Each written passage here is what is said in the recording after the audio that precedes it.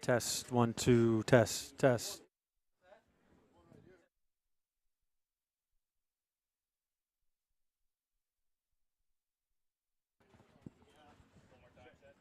Check, 1, 2, check.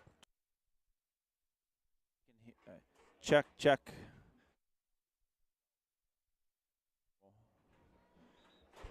Check, check, check, check, check, check. I think I hear myself. I'm just not super. That's okay. I might be deaf. Check, check. Check, check. Check, check, check, check. Okay, 1, 2. I hear you. I hear you. Perfect. Hi there.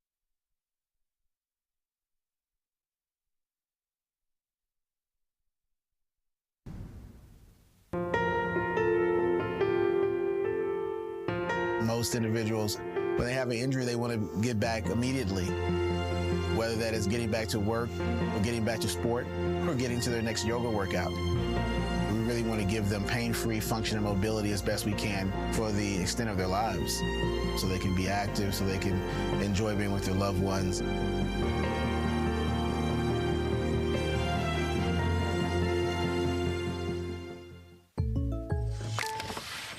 Jake from State Farm. We have to know. Yeah, these are State Farm pajamas. No, what if we have to talk to somebody about our policy, but it's late at night? Call us 24/7. Great. Because what if someone still calls his mom for everything? We'll walk you through everything. At State Farm, we're there for your what ifs.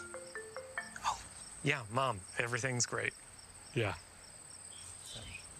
I mean, not my mom. Like a good neighbor, State Farm is there. Call or click to get a quote today. Babies require persistence, patience, a sense of humor, and protection. That's why nearly all parents choose immunization. It's safe, proven protection against 14 serious diseases like measles and whooping cough. So give your baby the recommended vaccines before age 2 and get a little help in the protection department. For more reasons to immunize, talk to your child's doctor or go to cdc.gov/vaccines. Franklin Oil Region Credit Union has 2 convenient locations to serve their members, 101 North 13th Street in Franklin and 25 East 1st Street in Oil City. Did you know that becoming a member is pretty easy? All you have to do is live, work, worship, volunteer, attend school, or just conduct business in Venango, Forest, Warren, or Crawford counties. Stop in and talk to us about all the benefits of becoming a member. And best of luck to all the students and athletes this fall from Franklin Oil Region Credit Union.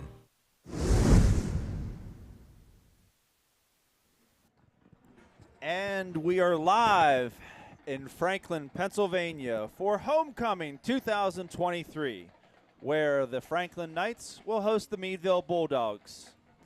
Stream TV, I'm your host, Ryan Weimer, along with my partner in crime, Chad Wilkinson. I'm back. He's back. And our producer and NB12, Nick Billingsley. How's it going, everybody? All right. So we have the Knights that are 2-5 hosting the 5-2 Bulldogs. The first thing out of the gate, Chad, Meadville has traditionally been a powerhouse in football, and we have not been the past couple years. Correct. Okay, so on paper, this looks like a pretty mismatch. Lopsided a little bit. Yeah, a little bit. So the one thing that I've been watching and talking to Coach Turk this week a little bit, don't be surprised if this is a lot better of a game than the previous years. I've heard the same from other coaches on Franklin's staff in my conversation with them as well. Yeah, so I think the last 2 years I saw a stat where it was 70-something to nothing both years in a row. Yeah, correct. So I look for the Knights. The past 2 weeks, we're on a winning streak, Chad. So the past 2 weeks, we have won both games. They've been against teams that we have played last year and we had lost 2 last year. So there's improvement in the program. For sure. And things are moving forward. So I want to just say a couple things about the last 2 games. One thing that's obvious is the offensive explosion, if you will, with scoring lots of points. We're not winning games 9-7, by field goal. I mean, we're putting points on the board. I think in the last 2 weeks we've scored more in those 2 games than we have in the last 2 seasons. It's not a knock. I think that's the truth. That's legit statistically true. And I think a big part of it is you have a group of seniors. I believe we counted last week because it was senior night. We recognized all the seniors. I believe it was like 12 to 13, maybe 14, somewhere in that ballpark. Right. When you have that many kids that have played, not all of them have played 4 years, but there's a number of them that have. You're right. And I think that we have gone through a couple of gauntlet teams such as Hickory, the Mercyhurst Prep. Yeah. Those 2 teams are tough to anybody in the state. Yeah, they're going to cause problems. They are. And I actually think both of them are kind of ranked in the state in their respective divisions. So with that being said, I think we got through the tough part, and we had a little bit break in the schedule, and now we're to another tough game. So with that being said, the last 2 games, the change on offense, Cole Buckley is the quarterback. You can't say enough good things about Cole. He is generally one of the best athletes on the field, and typically when he was a receiver, we'd always say, get him the ball. Yeah, just give him the ball. Somehow get him the ball. Right. So with him being at quarterback, that makes things a lot different. Every play he's touching it. Right. Also, since Cole is there and Toby has been out for a while, I think Bryson Watson has now developed into a good rhythm of how to be the running back. Yeah, he's finding his home in that position for sure. And I think one of the biggest things is, whenever these kids have been younger, Bryson and Cole Buckley, they've been the fastest kid in the field at all times. So their natural instinct is to, if they get into trouble, bounce it outside or go backwards, run really fast, get around them, and go down the field. Speed and finesse. It is. They're both very good fast runners. Now the big thing is, if you're a running back, Chad, you can't just go outside every time. No. No, because that's first thing they key on as a defense is set the edge. Set the edge. So I think Bryson has been getting more comfortable running between the tackles, if you will. I think Cole Buckley is getting more comfortable running with his head up. Yes. Because last week he was running left, going against his body because he's right-handed. Right. Chucks I think it was like a 40 to 60 yard pass to Bryson, and it scored a touchdown. Nice. It was either Bryson or Books. I don't remember which. But it was just like legit one of the best plays. I'm like, oh, wow. you can't teach that because not many kids can run one way, toss it, and, I mean, the ball was in the air 40, 45 yards. Right. Yeah, so that's something that we'll see how it goes tonight. So big improvement offensively for the Knights. And again, as the season goes on, it seems like the line is gelling together. You have a lot of seniors. I think the only junior that's starting is Jeremy Cunningham. The rest, you have nothing but senior. And some of these guys, Chad, well, they were forced to play full-time as freshmen and sophomores. Right. Yeah, and, the line has played great all season, except for maybe one game earlier. At least we thought the Mercyhurst Prep game that they were a little off. I don't know that was the case when you saw how dynamic Mercyhurst Prep was. That they were. They're going to make any team look elementary. Not any team, but a lot of teams are going to make look elementary against them. Sure. So, kudos to the offensive line. They've been balling out all year for the most part. They sure have. And so offensively we're putting up points. And that helps you on defense as well because your defense isn't just getting, beat on and out there. And they start getting tired at some point. Yeah. So that's something that we'll see how it goes tonight. I'm excited to see if we can continue with the offensive explosion and we'll see how things go because Meadville's a stout program in general. Yes. Yeah. So let's take a commercial break. We'll come back with some more of the pregame of Franklin Homecoming 2023. Stream Sports, proudly covering the local high school athletics and District 10 championships on Stream TV.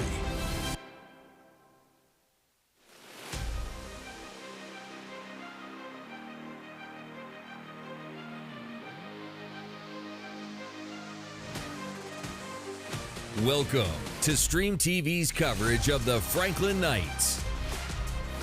Franklin Knight Football is presented in part by UPMC Orthopedic Care, by Franklin Industries, by Franklin Oil Region Credit Union, by the University of Pittsburgh Titusville Education and Training Hub, by State Farm agent Michael Dill, by Franklin Bronze Precision Components, by Crawford Health Improvement Coalition, serving the health needs of Northwest Pennsylvania, by Pizza Joe's on Liberty Street, and by Allegheny Toyota.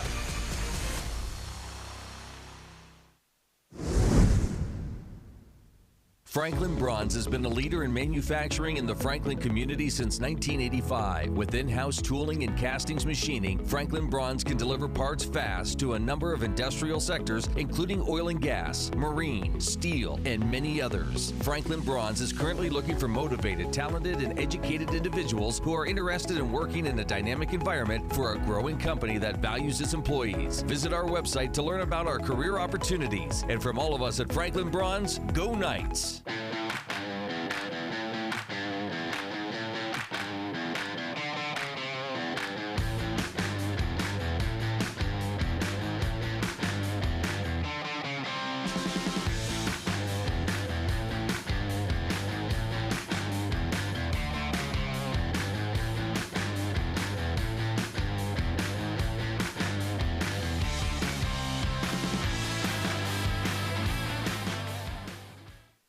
Quality, safety, and innovation. That's Toyota. Hi, I'm Bruce Sigworth here at Allegheny Toyota in Franklin. Now let's talk resale value. Toyota consistently ranks in the top 10 in resale value, and 3 of our vehicles rank in the top 5 according to KBB.com. That research shows 4Runner, Tundra, and Tacoma maintaining a 60% or higher retail value over a 5-year period. That means you could get thousands of dollars more for your Toyota than any other brand. We're Allegheny Toyota in Franklin. Go Knights! Since 1901, Franklin Industries has been a leader in steel manufacturing in our region. We started our journey making steel rails for the railroad, and we're still going strong today. Franklin Industries now manufactures steel quality U-posts and T-posts right here in Franklin, Pennsylvania. We take pride in the strength and durability of our product, and we take pride in the strength of our Franklin Knights. We're proud to support our community and Franklin athletics. Go Knights from Franklin Industries.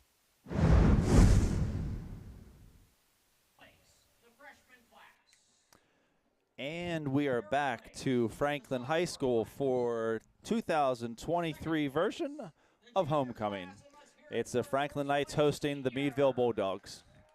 So tonight is Homecoming, so you're going to have some different things at halftime than you normally do. So if you're a fan of any of the Homecoming participants, make sure you listen to at halftime. So it looks like they're getting ready to announce them here. I think they are doing that now. So so I don't think it'll be a halftime thing. I think they'll probably. I think they're doing the floats right now, but I think the Queen or whatever that is will be a halftime. Okay. The Queen is at halftime. I believe okay. so. I believe so. So they might just introduce as to who's doing what here. So we'll just kind of be mindful, and we'll take a look and see how things go here. But so back to the football game. The defense for Franklin. Things have been a little bit different for us on defense. Whenever you're playing with a lead, Chad, I think that kind of changes how you. Absolutely. Yeah, your whole game plan changes, and you can kind of pin your ears back and take more risks, and not have to go into, somewhat of a prevent defense. So it has allowed us to be a little more aggressive in our play calling, our blitz schemes and stunts and whatnot. So. Tonight's probably going to get back to the basics. Looking at Meadville stats, they are a run-first team. Yeah. They're one running back, Jaden Keeley. No, that wasn't him. Might be Caleb. Yeah, Kelly. Kelly. Yeah, is averaging like 114 yards a game rushing. So, that's problematic, and I could see 100%. That's something that it's easy to see the pros get 100 yards here and there, but in high school, that's a lot. That's a lot. So it is. Yeah. I mean, sure. that's just something that, and take our hats off and tip them to our injured Toby Sanchez. First game of the year, he had over 100. Right. Unfortunately, stand corrected. Braden Miller. Miller. Okay, there. He would be a junior as well. Yeah. He is a good athlete. I've known him. I don't know him, but I've seen him on the baseball field with some of the earlier years of the Bandits with Sam, and he filled in some tournaments. Just a good athlete. Yeah. So he's going to be something to deal with. So also, it seems like we've seen last week and the last couple weeks, I should say, generally if you're in Coach Turk's quarterback, you're not playing defense. Correct. I've seen Buckley out there on defense. And so I like that for the simple fact that Cole is a ball hawk? Oh, yeah. I mean, he finds that ball. He's got a nose for it, yeah. He does. And oftentimes as well, if you have a ball that's up in the air, when Cole's on offense, I like our chances. So if he's on defense, same. Yeah, right. Still like our chances. Yeah. Right. Yeah. Yes. If I'm voting, that's what I'd like to see. So, you don't like to see your quarterback, maybe as your nose tackle or maybe a middle linebacker, getting these running hits going. But I think for, some sort of safety, free safety, kind of situation, I think that's a good move for the Knights. Yeah, no, because, again, he's one of the best athletes on the field. Yes. No matter what side of the ball it is. So, yeah, he's a playmaker either way, and we need him 100%. So 100%. And last year, for Meadville, they had a couple of kids that you kind of follow now because they're at Clarion. Yeah. There was a running back, Kalon Simmons, and there was a big lineman. Rourke. Okay. Douglas. Rourke. Yeah. Okay. So Douglas, yeah. Rourke Douglas. I mean, I know he was a senior, but he was a man. He's a big boy. He was big and strong, and if I'm not mistaken, he's like a almost 275 to 300 pound horse last year. Yeah. I believe I saw an article today, maybe yesterday. I think he's getting a couple starts already this season. He started almost every game. Yeah. Okay. On the line. Okay. Kalon Simmons has gotten to start the last 3 games. Nice. But he's played every game. Yeah. So you can't hear him, folks, but alumnus behind us and current Clarion football player is Drew Wilkinson, Chad's son. Oldest son, and he's behind us, so he kind of gives us a little bit intel. Yeah, we got a little inside scoop, folks. Okay, that's what we do. We got ears on the ground, out in the streets. We're listening. Okay, bringing it to you guys here. Boots on the ground. Boots on the ground. So when you have two kids that were on your team last year, and they go straight to a PSAC school, they're getting playing time right away. You had some special athletes. For sure. Big and small. But I remember Kalon Simmons. Remember last year, Chad, didn't he do a little quarterbacking? He kicked the ball. He ran for touchdowns. He kind of did everything that you'd ever ask a kid to do. Yeah, and then some. And then some, right, yeah. So a very special athlete. So it looks like we have about 10 minutes left before the game. We'll take one more quick timeout, and then we'll come back for the start of 2023 homecoming game.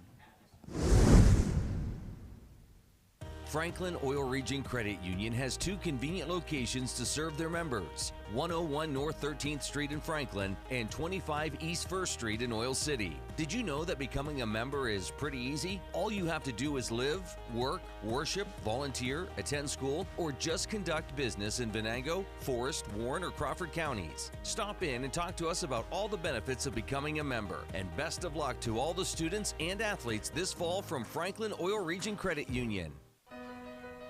Keeping your kids healthy is the first step to protecting their dreams.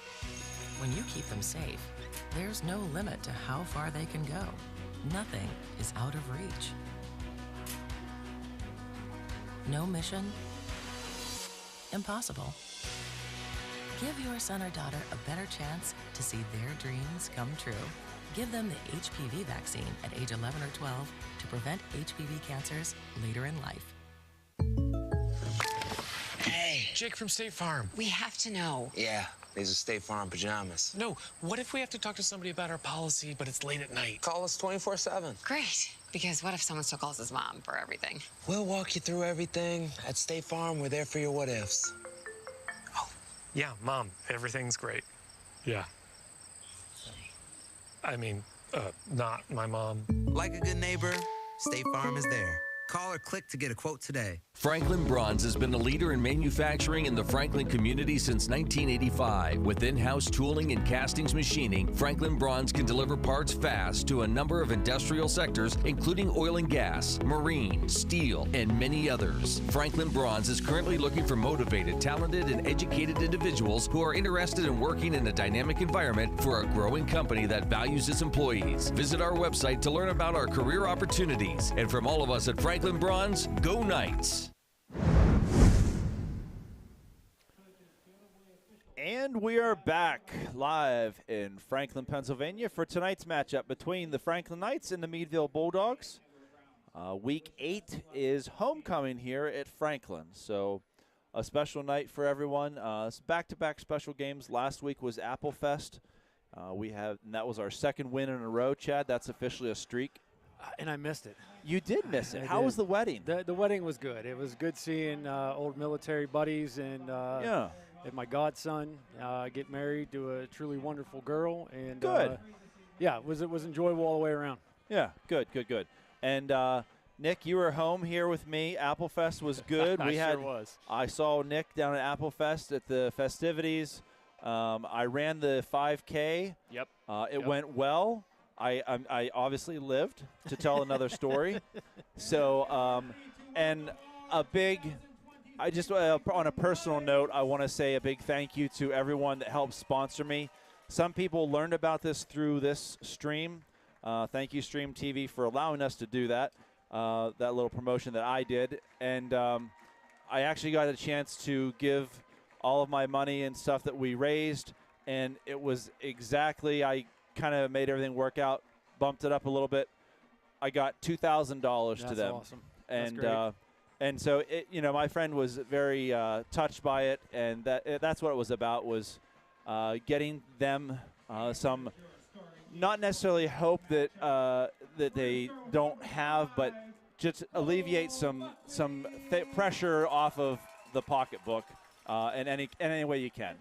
So. Yeah, no, that's outstanding. Over $2,000 for 27 minutes of agony.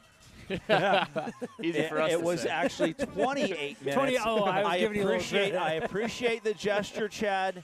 Yes, it was 28 minutes and 34 seconds. Well, it was uphill both ways, though. It Yeah. was. I mean, you that might race- see, you weren't there, but you know how it is. And I don't know if anybody else saw it last year or last weekend, but I think I was trekking through about 6 or 8 feet of snow as well. Uphill both ways, Yeah, 6 foot of snow. I missed it. I was in Kentucky. It was Yeah, nice so weather. you can't speak to that. So it's my story, and I'll tell it How I guess, you want it. however That's I right. want. So they're introducing the offense right now. Yes. And they just introduced Landon Perry, last week's player of the game. Thank you to Pizza Joe's. We just wolfed down a little bit of pizza. They Not do a a little. great. Not a little. Okay, we wolfed down a lot. Yes. Yeah. And we did share with all the other guys up here in the booth. So thank you to Pizza Joe's. They do a wonderful job, and we're very appreciative of that. So back to the game. It looks like, it's our standard normal crew that's out there as far as offense, defense. That last week, Chad, you weren't here, but Darius Graham was back in action. Good. Yeah, That's awesome. Yeah, when I saw him, I was at the Y, and he said, well, I may have a fractured hip. I'm Wow. like, First thing I think of, if you have a fractured hip, I'm thinking, how you walking? How you standing? Right. So it was not. It was they were thinking it might have been a hairline fracture, but it was not. So we're thankful that that's not the case. He's back out there. He played well last week. Nick, you were here. You saw. I mean, he was back to the same old Darius Graham. Yep. All over the field. All over the field. Awesome. And Landon Perry last week, I'm telling you, on offense, he was doing his stuff. I mean, but on defense, as a down lineman, almost Aaron Donald-ish. Oh. He would literally engage with his guy or go to a gap. If it's not there and they go the outside, he heads down. Tracking it down. He takes the perfect angle and bam. That's great. He's getting his guy. Yeah, he's getting the guy. So it's something that, I mean, the maturity level there, it's coming. These guys are really starting to peak, and I'm going to go on a little limb here.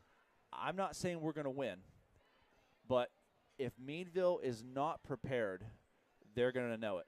Yeah, no, it would be great if we could just come out and punch them right in the mouth. Yep. And well, listen, it's our little thing we like to do, little Cobra Kai. That's right. Strike first. Strike hard, strike first, no mercy, sir. So let's see how that goes. It looks like Franklin won the toss, and again, they're deferring to the second half. Same old. I think we've all but one. We've won them all but one. I think. Know. It's just a good thing that I don't know if tails never fails. Is that? It's got to be. I can't argue. I mean, here. So on a side note, I'll give you a little update because I'm sure no one really cares, but I'll just give it anyways. My middle son Sam. See him making his way up. So Sam is out there. Jack, he goes to neurologist again this Wednesday to get cleared. Very good report from him. And then also making his way up to the stands is my youngest one, little baby Jack. Little compared to a full-size F-350. So but he's coming along. Diesel, yes. So he's coming along well. He's doing physical therapy up with Miss Katie. That's right. And he loves it up there, and I think he probably likes the attention that everyone. Who doesn't? Listen, I know. I try to injure myself monthly just to go. Right. It's a thing that us men, we try to get more attention, but some days it's just not going to work. So we'll see how it goes tonight. And of course, on our special teams, I think we've improved just by a ton, because instead of letting that ball bounce, it was a rough start this year with that. I think they must have listened to us. Well, I mean, geez, they might be 5-2 if they. Right, that's what I'm thinking. I mean, I don't want to say it, but yeah. So we'll see how things go. But no, I think they've just, it's good coaching. It's good players with their heads on straight. They're kind of, some of the fundamental things are they're correcting. So it's a great thing. Sure. So kicking off. One of our favorites is, I shouldn't say favorites, all of them are our favorites, but kicking off is one of the seniors who, all the seniors are our favorites because, hey, that's just, they put in the time. Kudos to them. Nathan Fenningworth is here to kick off for the Knights. So homecoming 2023, Franklin hosting Meadville. And we met Grandma Sherry tonight. What's that? Grandma Sherry Fenningworth. We did meet Grandma. Yeah. Yes. Is that who came up here? That was Grandma Sherry was a sister of Aunt Gail. Okay. Yes. I heard the Aunt Gail part. Hi, Aunt Gail. I was doing something else, and I didn't catch it all. Listen, Aunt Gail is a big fan of ours, and we're a big fan of her nephew, Nathan. So again, great kick by Nathan. We're going to start at the 20-yard line, see how things go. I mean, it's going to be the same key as always. Keep those, set the edges, yep, and then see how things go, and everybody just fly to the ball. And hey, you never know if we could get some turnovers. We're going to have to play mistake-free football. Yeah. We'll see how things go. And that's Caden Kaselka in the middle out there for the Knights. So, and K. Hutt, LP, and then on the ends we got Jeremy Cunningham and Big Al Weibel. Little handoff, cut back is there, and he got a good 9 yards or so. Good hard run, good cutback. The D-ends did their job, turned it right up into the inside. So so that they did give him that first down. So that's a nice pickup of I believe that was Miller with a carry. Braden Miller, I'm sorry. Or is that Brandon? It's Braden. I'd say Braden. Okay. Yeah, Either way, yeah. Miller with a nice run. I mean, he's what they have. A nice mature run. He cut back and right up in that lane, and it was there. I know you and I were talking before the game, before we came on the air, about looking at Meadville on paper. Oh, there's a nice run right up the gut. Number 3. He's Jordan Lawrence. So that's a sophomore, Chad. Wow. He's got some That speed. is a fast sophomore. If you watch that little burst right there, pow. Yep. Right there, and he just pulls away from a couple guys. Yeah, so that's a quick run by the Bulldogs. So they're making quite a noise here early. Yeah, and as we were talking before, their line is not overly large. No. But they're large where you need to be large. I mean, they're large as an athletic large. There's not just heavyweights up there. I'm sorry, Chad. I agree 100%. If you watch this play, if you can see the hustle pursuit. Just this an LP play here? I mean, just watch LP, 65. Yep. He comes down the line, get him. Love it. Good hustle. I mean, that's just a hustle play. I think he's wanting another pizza from Pizza Joe's. That has to be what it is. He's a grown boy. He is a grown boy. So it's going to bring up 2nd and 5. The Knights still gave up 5 yards, but kudos to LP on that play. So a little outside, cuts it in, and he's going to pick up the first down. A lot of running lanes right now early Beatty on. on the tackle. Good tackle by Beatty. And that was 28. Brighton Anderson, senior running back. They've got a lot of weapons there. They do. That's 3 running backs so far that we've seen. They kind of like maybe a 3-headed monster here for the Bulldogs. I mean, there's 10 minutes left in the quarter, and they've already gone down 60 yards. Yeah. This is the same offense that Grove City ran when I played, and it can be difficult to even know who has the ball coming out of the backfield when they run that guy in motion like that. How was that game with Grove City? It was ugly. Yeah, it was. As you can imagine, we didn't know who had the ball most right of the up time. the middle. 3 up the gut. And there he's going to get a Just first short. down. Yep. Are they going to give him that? No. So he's at the 1-yard line. Again, that's Jordan Lawrence, the sophomore. I mean, that's a nice hole right up the middle. Yeah. Yep. Big hole. Big hole there, and he actually ran into his own guy, yeah. Yeah, so that's, you got good problems whenever you're running into your own guy that's stopping you from getting in the end zone. Those are good problems. Blocking for you 10 yards downfield. Yes, yeah. yes, yeah. yeah. Good so kudos to the Bulldogs. Their receivers are blocking downfield. And, that brings me to Books last week. Okay. Books has been blocking downfield like your old guy Hines Ward used to do. Yeah. That's good stuff. Yeah, so those old Steelers. Yeah. So anyway, Meadville's got 1st and goal at the 1, and there's a flag on the play. Down, but stuck. Way to stick him. I think is that Killa? 73? Was it 73? Killa. Killa Cunningham. I mean, he sticks Stood him right up. Wow. Oh, while he's being engaged, getting blocked. Yes. I don't know what the penalty is. Might be a cut block. Hard to tell.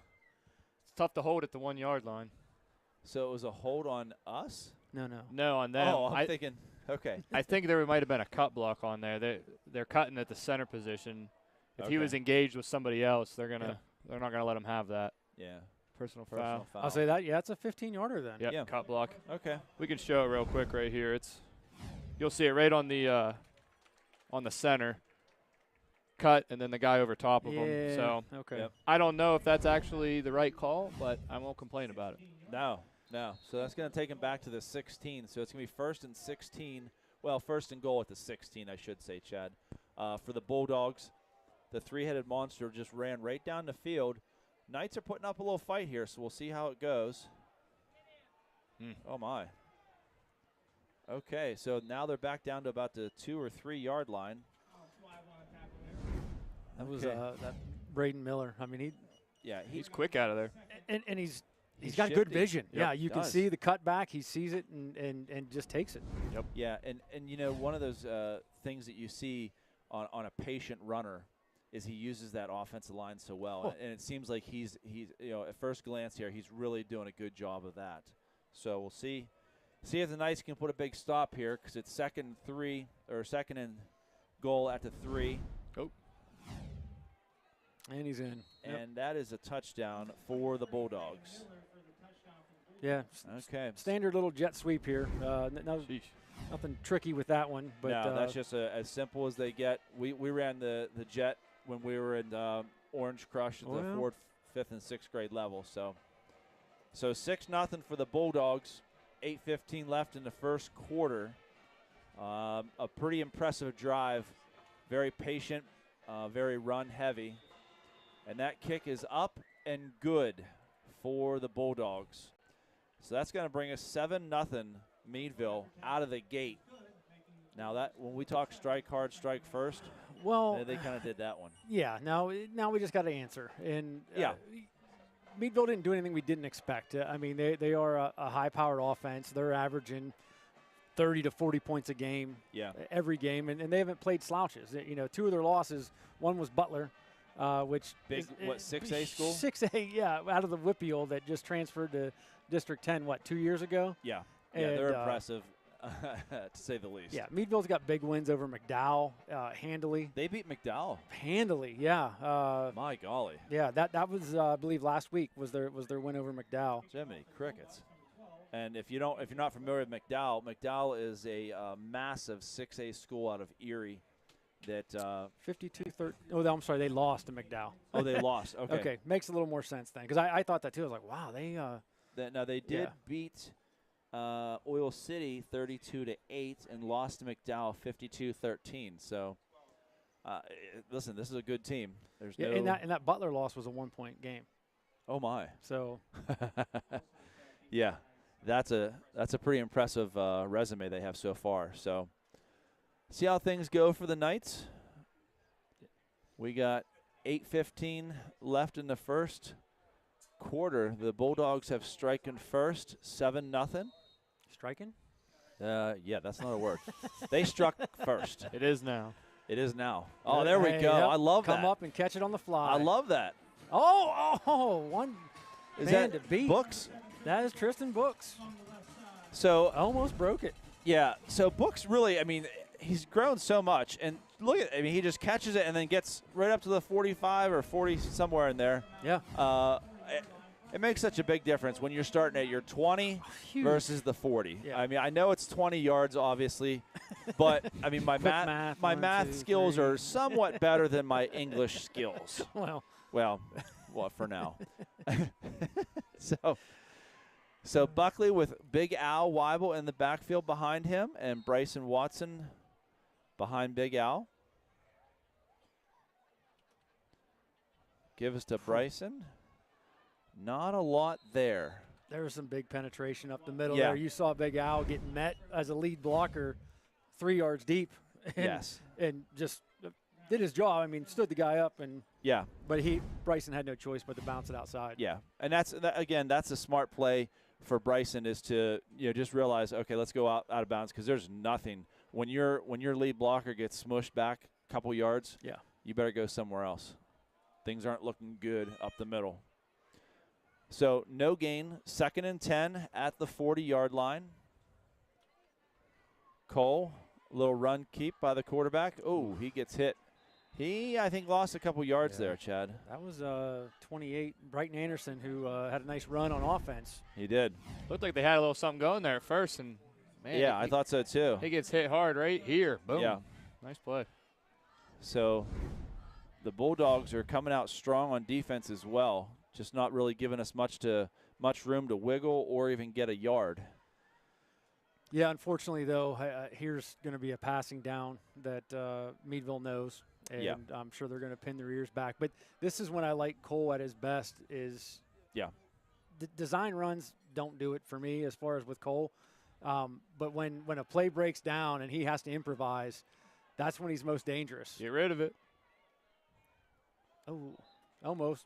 Okay, almost so, I mean, good job by the Knights there. It looked like it was going to be a loss of about 5 or 10 yards, but he did get the ball out of there. But, Cole just can just stroll to his right and keep his head up. That's a big thing for the quarterback, is to keep moving and keep the head downfield, or the eyes downfield, I should say. So up comes Aunt Gail's nephew, Nathan Fenningworth. It'd be what, great nephew, I believe. Oh, okay. Well, he just probably. Yeah. Well, she is a great. Uh-oh. Uh-oh. A low snap. Good job getting it off. What a punt. Wow. What a For boot. a quick wow. No return either. It's going to be hard to see on the stream, but that was a beautiful punt. Just nice spiral up in the air.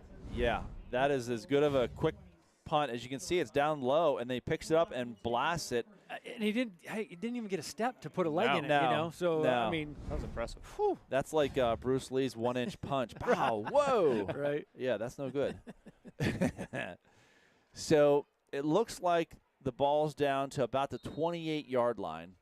So good job by Nathan Fenningworth to get rid of that and get it out there. So see what the Knights can do. Maybe they can get that middle because it seems like the edges are being set. It's just the middle is kind of open. Yeah, we get Big Al. So I mean, even Big Al gets carried down a couple yards. Jordan Lawrence, I think he just carried Big Al for a little bit, but that's not something that anybody treasures doing, is carrying Big Al. Now we'll give Rhonda credit. Weibel, she carried him for 9 months. Yeah. So she's one up on us. Definitely more than one, but yeah. Okay, so the Bulldogs, 2nd and 2. See if the Knights can get something here. Again, the outside, he cuts back in, and again, the edge is set, but he just cuts back in. He's making some nice runs. Their line up the middle is just getting a push. Yeah. Big time. Every play. If you watch, they come firing off the ball. Yeah, they're doing a great job. And it looks like for Meadville, I want to mention Justice Esser, number 55. My son was doing a little bit of homework on him, and he is an absolute weight room beast. Okay, so with 6:08 left in the first quarter, Franklin calls timeout, which is probably a good timeout, Chad. The momentum's there for Meadville. So, you think, why are you calling timeout so early? I think they just kind of need to regroup here maybe a little bit and talk about some things schematically. Maybe move some guys around. Maybe, instead of, watching this gap or that gap control, some of those things need to be addressed because the Meadville is just doing a great job right now. And as you can see, Coach Turk is out there. Coach Paul's out there talking to him. Coach Weibel. I mean, Coach Khalil. You have everyone out there, whether it's the defensive backs, your linebackers, your line, your corner. I mean, they're just all out there, the coaches. So they're all hands on deck now for Franklin, trying to figure out this Bulldog machine. I'm noticing Caden Kaselko on our nose is getting cut block every single time. Yeah. And I mean, that's part of their game. And no one on their line is blocking heads up. If you see it, they are all, pulling stunts, down block. So this is something I don't think the Knights have really seen to this level of execution. So this is off to, oh my. He gone. And that would be touchdown. 29. Brighton Anderson. No. Yeah, 28. 28. Yeah, it's Brighton Anderson for a touchdown for the Bulldogs. It looks like they might be calling him down back. He might have stepped out. Maybe, I'm not sure. Yeah, they're kind of bringing the ball back here a little bit to see. I don't know if he maybe stepped out of bounds. A couple times he was close when Payne 16 came up on him here. Somewhere right in here would be where I would guess, but it didn't look like it from there. Didn't look like it. Yeah, I don't know. They're bringing him back, though, so he must have. Was there a flag down? I didn't see any laundry. Oh, they just called a hold. Yeah, they did. Yep. I didn't see the looks like flag. a hold somewhere. So, Chad, I got a question then. With him cutting the nose guard every play, is there much you can do about that as the nose guard, or you kind of just have to take it as part of the team and deal with it? Yeah, it's tough. You either try to fire off the ball and have your gap control, or you have to play more passive and stand up and try to take on the cut block with your hands and then be able to play from there. But by that time, you're already out of the play. Yeah. So it is hard. That Franklin might want to try to look at something else, maybe a different alignment up front. Sure. Start shifting a little bit. But when they didn't do the cut block that 2 plays ago, they got called back. their center and guard got to our second level of linebackers quickly, instantly. Yeah. I mean, had the block right there. I mean, that's what sprung it. Our linebackers couldn't fill. Yeah, so it's a tough task here for the Knights tonight. 2nd and 4 for the Bulldogs. 5:20 left in the first quarter. They're up 7-0. Again, another handoff, cut back in the middle. There we go. Not a whole lot there. Met by a couple of Knights. Caden Hughes down there for the Knights. So, listen, that it's going to be a grind here tonight, Chad. You're just going to see a pound and pound and pound. And so we got to see, hopefully we see some Knights, a couple of big plays that kind of energize the rest of the crowd, the rest of the players, see some substitutions maybe, and really maybe try to tame these dogs. So 3rd and 1 at the 40, 31. That's going to be a first down. Patient runner. He is very patient. I don't know if I just noticed it now for the first time, but that center is not very big. He's not, but he's fast. Oh, he's making great plays. Man, he is not very big at all. He There's can't be his more cut. than There's 160 his cut on pounds. Kaselka, yep.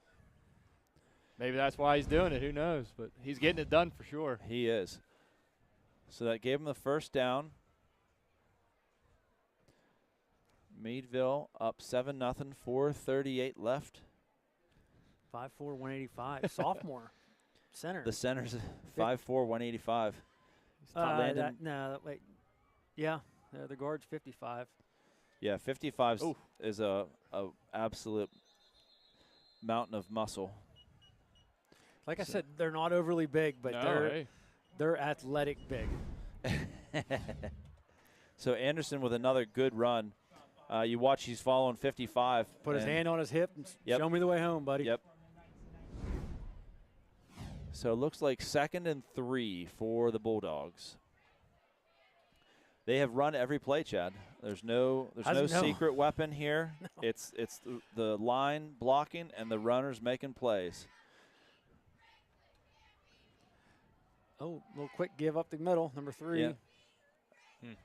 I talked to the statistician for the Derek while we were setting up earlier, and he said that they only pass it when they bring the second quarterback they have in. Apparently this quarterback that's in there now is not a very good passer. Oh, okay. And they actually have a second quarterback that they bring in a couple times. He's a lot more athletic, and does that. So I'll be interested to see if we see him and they pass right away, or if they maybe an easy key. You would think. Right. He was telling me that, and I'm thinking, boy, that seems obvious, but. Who's the gentleman, Chad, from the New Orleans Saints that comes in? Taysom Hill. Yeah. Taysom Hill. Yeah. He's got, so when he comes in, you're like, uh-oh. Something's up. What do we got here? Yeah. So 1st and 10. They can still get a first down for the Bulldogs. Looks like they're about the 10 to 11-yard line. Again. As Katie, my other half, would say, T-Hill, because, she's a fantasy expert. Oh, but yes. only knows first name, initials, and last name. T-Hill. So that's what ESPN has him listed as T-Hill, okay? Right. Last name and position. That's all you need. That's it. So it's 2nd and 4 now. Looks like they're down to about the 6-yard line. I can't see real well. It's a 6, yep. Yeah, about the 6-yard line for the Bulldogs. The Bulldogs are up 7-0 on the Knights. 2:40 left in the first quarter. Looks like 28 takes the handoff, and he's going to get in for a touchdown. Yep. That is Mr. Anderson. Brighton Anderson is very, very, just a great textbook run. Yeah. Very patient, cuts back, let 55 hit his guy, and then just run right behind him. That's his. And that's what you love being a lineman, is when you have a running back that will read your block. Yes. Because sometimes you can't block how the play was designed to. But these running backs are patient. Oh, off the cross or off the upright. Oh, and that is no good. But, when you have a running back that will just wait that split second longer to see which way that block is going to develop and then take that cut, it makes everybody look good. Yeah, and you have to feel good when he puts his hand on your back and he okay, he was right here. Because sometimes you think, geez, I just did this block for what? Right. No one was running. He cut back against, and so that's so that brings the Bulldogs to 13-0 on the Knights in the first quarter here. 2:38 left. Homecoming 2023. So we'll see if the Knights can get something going here. I've noticed the Bulldogs, they're a pretty well-rounded team, but they've not done well with kicking. So we'll see how things go here. Yeah, didn't know if that first kick was a fluke or if that's just kind of all the more leg they got. I don't know. Yeah, we're spoiled. Very much so. And, so we got a couple of kickers, that's just we're going to have good kickers for a while. We have a really good soccer program, which I talked to some kids, and they've had 2 losses this year, Chad, on the season. For the boys soccer team. They must have just lost recently then, because I know they'd only had 1 the last game I was at for their senior night, and they avenged that 1 loss. Yep, to that they same did. Team. Was Seneca, it right? Seneca? Correct, yeah. Yeah. Yep. So I maybe I'm wrong. Maybe it's just 1 loss, but they're definitely in the playoffs all the way. For sure. So a little deeper. Okay. Is that okay? Knights are going to take it. Get out That's to Bryson. Looks like he's out to at least at like the 26, 27-yard line. 7-yard return there, 7 or 8. Yeah, so Bryson Watson getting the ball out there. And listen, anytime you're past the 20, that's a good thing. So we're not too far back. Now he kicked the kicker from Meadville, Chad. Straight on. Yeah, straight no on style. Across the field. He might have been able to kick it a little bit further if he just went straight down. But tough for the accuracy when you kick it straight on. Oh my, yeah, because you're off. Your foot is pointed unless you're like Fred Flintstone and got square that's feet. True. So. When they used to kick like that, they had a square toe. Yeah, I remember square that. toe. Yeah, we had that shoe on our team that Big J Butler would wear when he kicked off for us. Oh, what a good run! Nice. There we go. The hole was huge. Yep. Good run. Bryson Watson gained about 5. So I mean, if you watch this hole, Chad. Right there. Look at that, LP. Good job, LP. Yeah. And Bryson read that perfect. Boom, right up there. Yep, nice play. So good job for the Knights. I did just notice how Meadville aligned on that last one, though. Yeah. They were out on the tackles. Yeah. Like the guard center was uncovered. Yeah. Maybe some different strategy moving on here. The Knights have to obviously adjust on defense, and the Bulldogs, they're making some different plays here. We'll see how it works out for them. 4 wide. Little blitz off the corner there. Nice throw. Nice. There we go. Right, right at the markers. Okay. Old Booksy. Books picking up the first down. That's a good catch and throw by the Knights. I mean, before Books even made that cut. Ball was in the air. Ball's in the air. That's how it's supposed to be. And, you see it on TV and you get used to it. Yeah. It's not that easy. Unless you're watching the Cowboys. Well, we're not going to talk about the Cowboys this week, Chad, because we got it handed. You got shellacked. Yeah. The Niners look like a well-oiled machine this week. They are a well-oiled all machine. Season, they've looked like a well-oiled machine. Yeah. I think you guys had them the first game of the year. Week. I think. Wasn't any better. Yeah, they look good. So, okay, Big Al up the middle. All right. He's got some room, There and he's we running go. over some guys. I like it. Head down. That's good, and that's hopefully going to be a little contagious Yeah, here. I hear. People And I hear pumped up. Cheers, some little cowbells down there. More yeah. cowbell. Yep. More Listen, cowbell. that works on TV and in Franklin High School football. Saturday Night Live. Oh man, it's. Yeah, I mean, more Will Ferrell cowbell. just. No one will ever be able to hear a cowbell and not without think. thinking that. Yeah. I know. Well, at least I can. Of our generation, at least. Right. Yes. Yeah.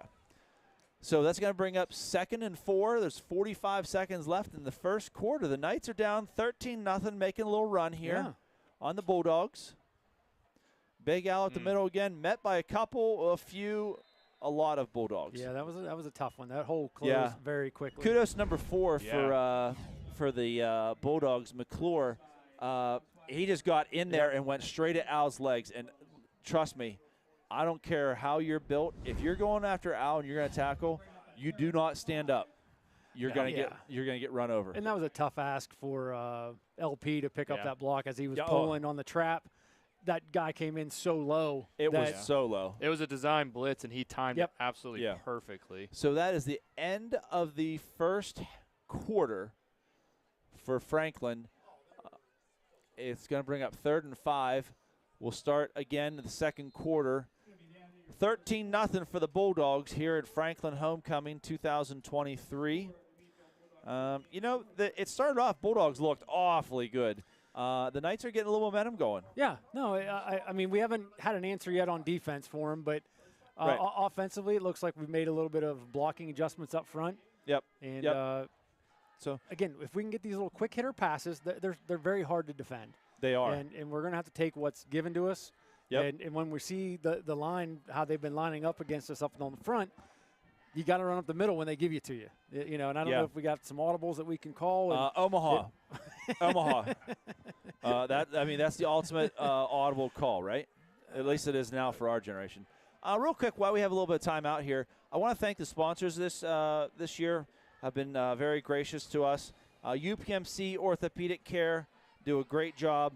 Franklin Industries, the Franklin Oil Region Credit Union, State Farm agent Michael Dill, Franklin Bronze, the Precision Components, Crawford Health Improvement Coalition, serving the health needs of Northwest Pennsylvania.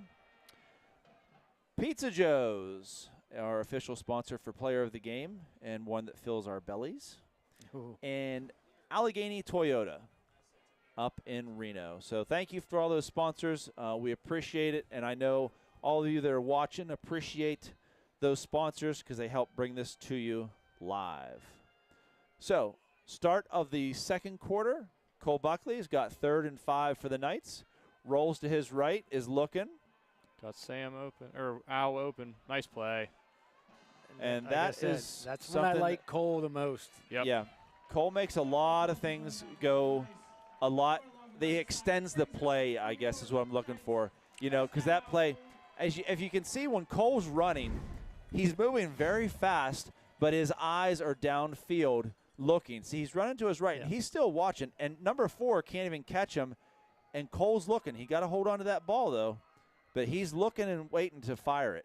And, you know, I would have to think if you're watching film on Franklin, you see Cole, he's got an arm. It's a howitzer. It's thank you, Nick. I think they call it a hose. hose. The young kids call it, he's got a hose. They got a hose, not a howitzer? No. No. Okay, they're like, what's that? Yeah, it made me chuckle nonetheless. So 1st and 10. Bryson, Oh, can he get it? Oh, my. just a slew of Bulldogs meeting him in the backfield. That's tough. Try to make something out of nothing, You're and right. then you just get to a wasn't point. there where There's it was just designed. nothing. Yeah, nothing there. I mean, they got good penetration behind the line, and you know, I'm not sure how you can be as fast as you want when you got 3-4 guys on you. Yeah, they were flowing. There's not much you're going to do. So Nope. So that's going to bring up 2nd and 18 for the Knights. They went backwards quite a bit on that play, so we'll see if the Knights can rebound. Again, the Bulldogs got some pressure there. See if the Knights can maybe make some adjustments here at the line or do that quick strike that we like. This is a different I was formation. just going to say It's 4 wide. Buckley back to pass. Maybe a little run. Looks like there's a flag on the play. Look out. Okay. So we'll see what that flag's all about. That's going to be an interesting one. We sure hope it's not a hold because that's going to put us back. Kind of certain it is. Yeah. Yeah, it's in the backfield where that hold happens. Although I didn't see one. See it. Yeah, I did not see one there. I didn't see it, so maybe there's a hands to the face, hopefully by the defense, right? Nope, they called it a hold. Well, they did call a hold somewhere, so. Meadville declined. Yeah, so. they declined it, so. Okay. So it's 3rd and 18 for the Knights. Got to get something going here, but. That was an interesting formation the Knights were in. Yeah. It was a 4 wide, but the wide receivers were stacked. And They were. I was waiting to see a wide receiver screen That's out of exactly what I was going to say. So there's an interesting. It looks like they're going to. Second timeout for Franklin. Okay. So timeout for the Knights. Looks like that's their second one. They got one left. So a timeout with 10:30 left in the first half. The Bulldogs are up 13-0 on the Franklin Knights. Homecoming 2023. I learned today that we have another new fan that's been with us every game, even last year. Talk to me, Goose. Tim Hoffman, brother of Dan Hoffman. People know him as Dizzy. Dizzy, up yes. here. Yes. He lives in Boston, I believe, and Really? he tunes in every Friday. And that's pretty cool. Dan and I work in buildings side by side Okay. to each other down in Slippery Rock. And so when we talk, he's like, oh, no, my brother's listening. He's watching. Well, that's I'm cool. Like, all right, well, good. So, hey, shout out to you, Tim. Thanks for tuning in. Yeah, Tim, thanks. Up there in Boston. I mean, that's a ways away. Yeah. So, and kudos to our producer, Nick Billingsley. I mean, Chad, MB12, he just brings it. He does. He does. I try. He gets it, and he gets the product out onto the air. So here comes 3rd and 18 for Buckley. Trips right. So there's good protection Now here. they only rushed 3. So let her rip. Woo! What baby. an arm. Booksy, oh my. So Books had a step, but that's a hard play, and as you can see, they made Cole pay for that one. His line's pulling Cole up off the ground. It looks like he got a shot. Somebody got a shot on him there, and that's right as he threw. You're not going to see it. Yeah. You won't see it from that replay, but at the bottom of the screen, he had Payne one-on-one, and I think right as he was getting ready to throw, that guy came in, and he had to redirect, and then he just got smacked. Books had a step, too. Oh, yeah, they both did. They both did. Yeah, there's definitely some room out there. It's just that's tough when you have somebody that's just right down on you, and you know you're going to take one. Yep. All right, good snap this time. Nate with a little rugby kick. Okay. Going to get a bounce, but it's out about the 26-yard line, so not terrible. Nope. We'll take it. Put those Bulldogs. And one thing, we haven't seen a whole lot of, Chad. I don't know how our defense is against a punt because very not many rarely people returns. Right. Yeah. So and it helps when you don't have to worry about that because sometimes you get some big plays. Meadville's got a lot of skilled running backs. They got 3 so far we've seen. Yeah, right. So they have guys that can make moves and make things happen. So it's probably a good thing for us to maybe get that ball out of their hands or keep it out of their hands, if you will. Sure. We talked about it, I think, last week, Ryan, but they gave up a kind of a long return on the kickoff because it was the only return of the entire game. So hopefully that doesn't become the case. He got 4 wide. Meadville and that is a different quarterback. And he is right. wide open. Wow. That was a blown coverage on Franklin's part. Yeah, number 4, McClure. I mean, he was right down the seam, it looked like, and just nice catch, throw, and right there it is. It looked like we were playing a zone, yep. And just too many guys into the deep zone for Bryson to cover there. Boy, I can't believe that they just brought that other quarterback in and passed it and then just took him right back out. No, he's still in. He's in, but he's not at quarterback. I mean, no, he is. 7. Oh, is he? Yeah. Oh, yeah, he is. I'm sorry. So, again, Meadville going 4 wide. So, design run up the gut. All right. Okay, so a few yards up the middle this there. This kid's only a sophomore, Jacoby Thompson. Okay, I mean, that's some dual threat quarterback there. I mean, you got one throw for 40 yards, and next time is a design run up the gut. All their quarterbacks are quarterbacks and outside linebackers. They must be some pretty tough dudes. Pretty tough kids, yeah. Usually you don't have your running or your quarterback, I should say, as your linebackers or ends or nose tackles. Yeah. Yeah, you like them to be safeties. Another or design corners. run to the outside. It's met with some Knights, so not a huge game, but it looks like it's going to be about just shy of that first down. So going to bring up 3rd and 1. They definitely have an entirely different formation and offensive style in this kid's in. Pretty dynamic. You know? They're in the shotgun. They're running design runs with them. Yeah, 4 wide, and you're like, whoa, what is this? All right. The other guy, they were up under center with 3 guys in the backfield. And right. I mean, they both work so far, but, man, I'm not sure I've seen a team just looks now like they're going trips right. Whatever. Stacked. Yeah, it's an interesting setup, and it's just another design run. A lot of looks room. like he's going to get that. Wow, he's got some room. And he's gone. Is there going to be any? Nothing. No, it was close. No flags. Looks like that's a touchdown, Meadville. He did pull up on the block in the back on Bryson. I mean, the guy had position on Bryson either way, and he did. He we missed it on the replay, but it was close. But it looked worse on the replay than what it did live. I agree. mean, So that's going to bring up the Bulldogs 19-0 on the Knights. Surprised they didn't go for 2 here to try to get that missed extra point back, but see how things go. I know the Turk was sure chiming to the official about some of the blocking there, but to no avail.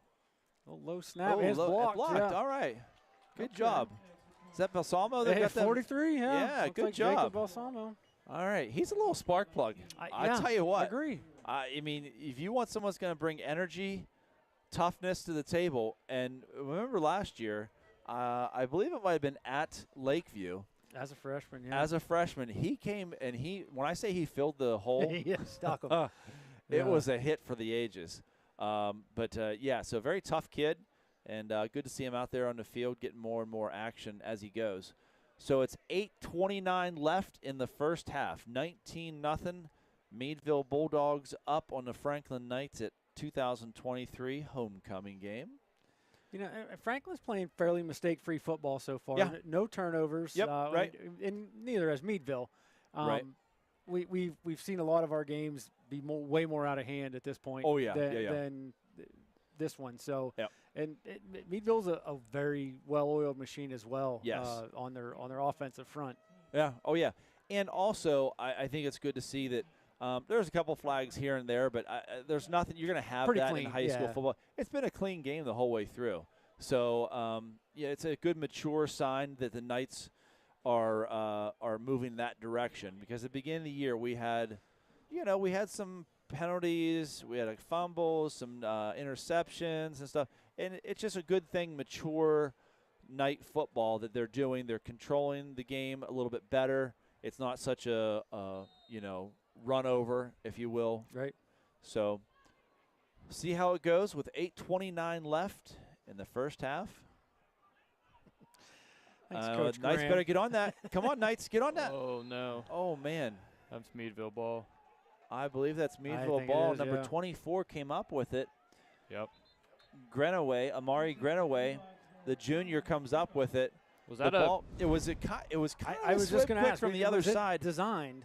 That's what I don't know. I think it just that's how it went. I mean, yeah. it's just. No, it spun. Look at that. And then it started coming back. yeah. Coming back. Wow. That's like the backspin I get with my 60-degree sandwich, Chad. Or at least I hope to get.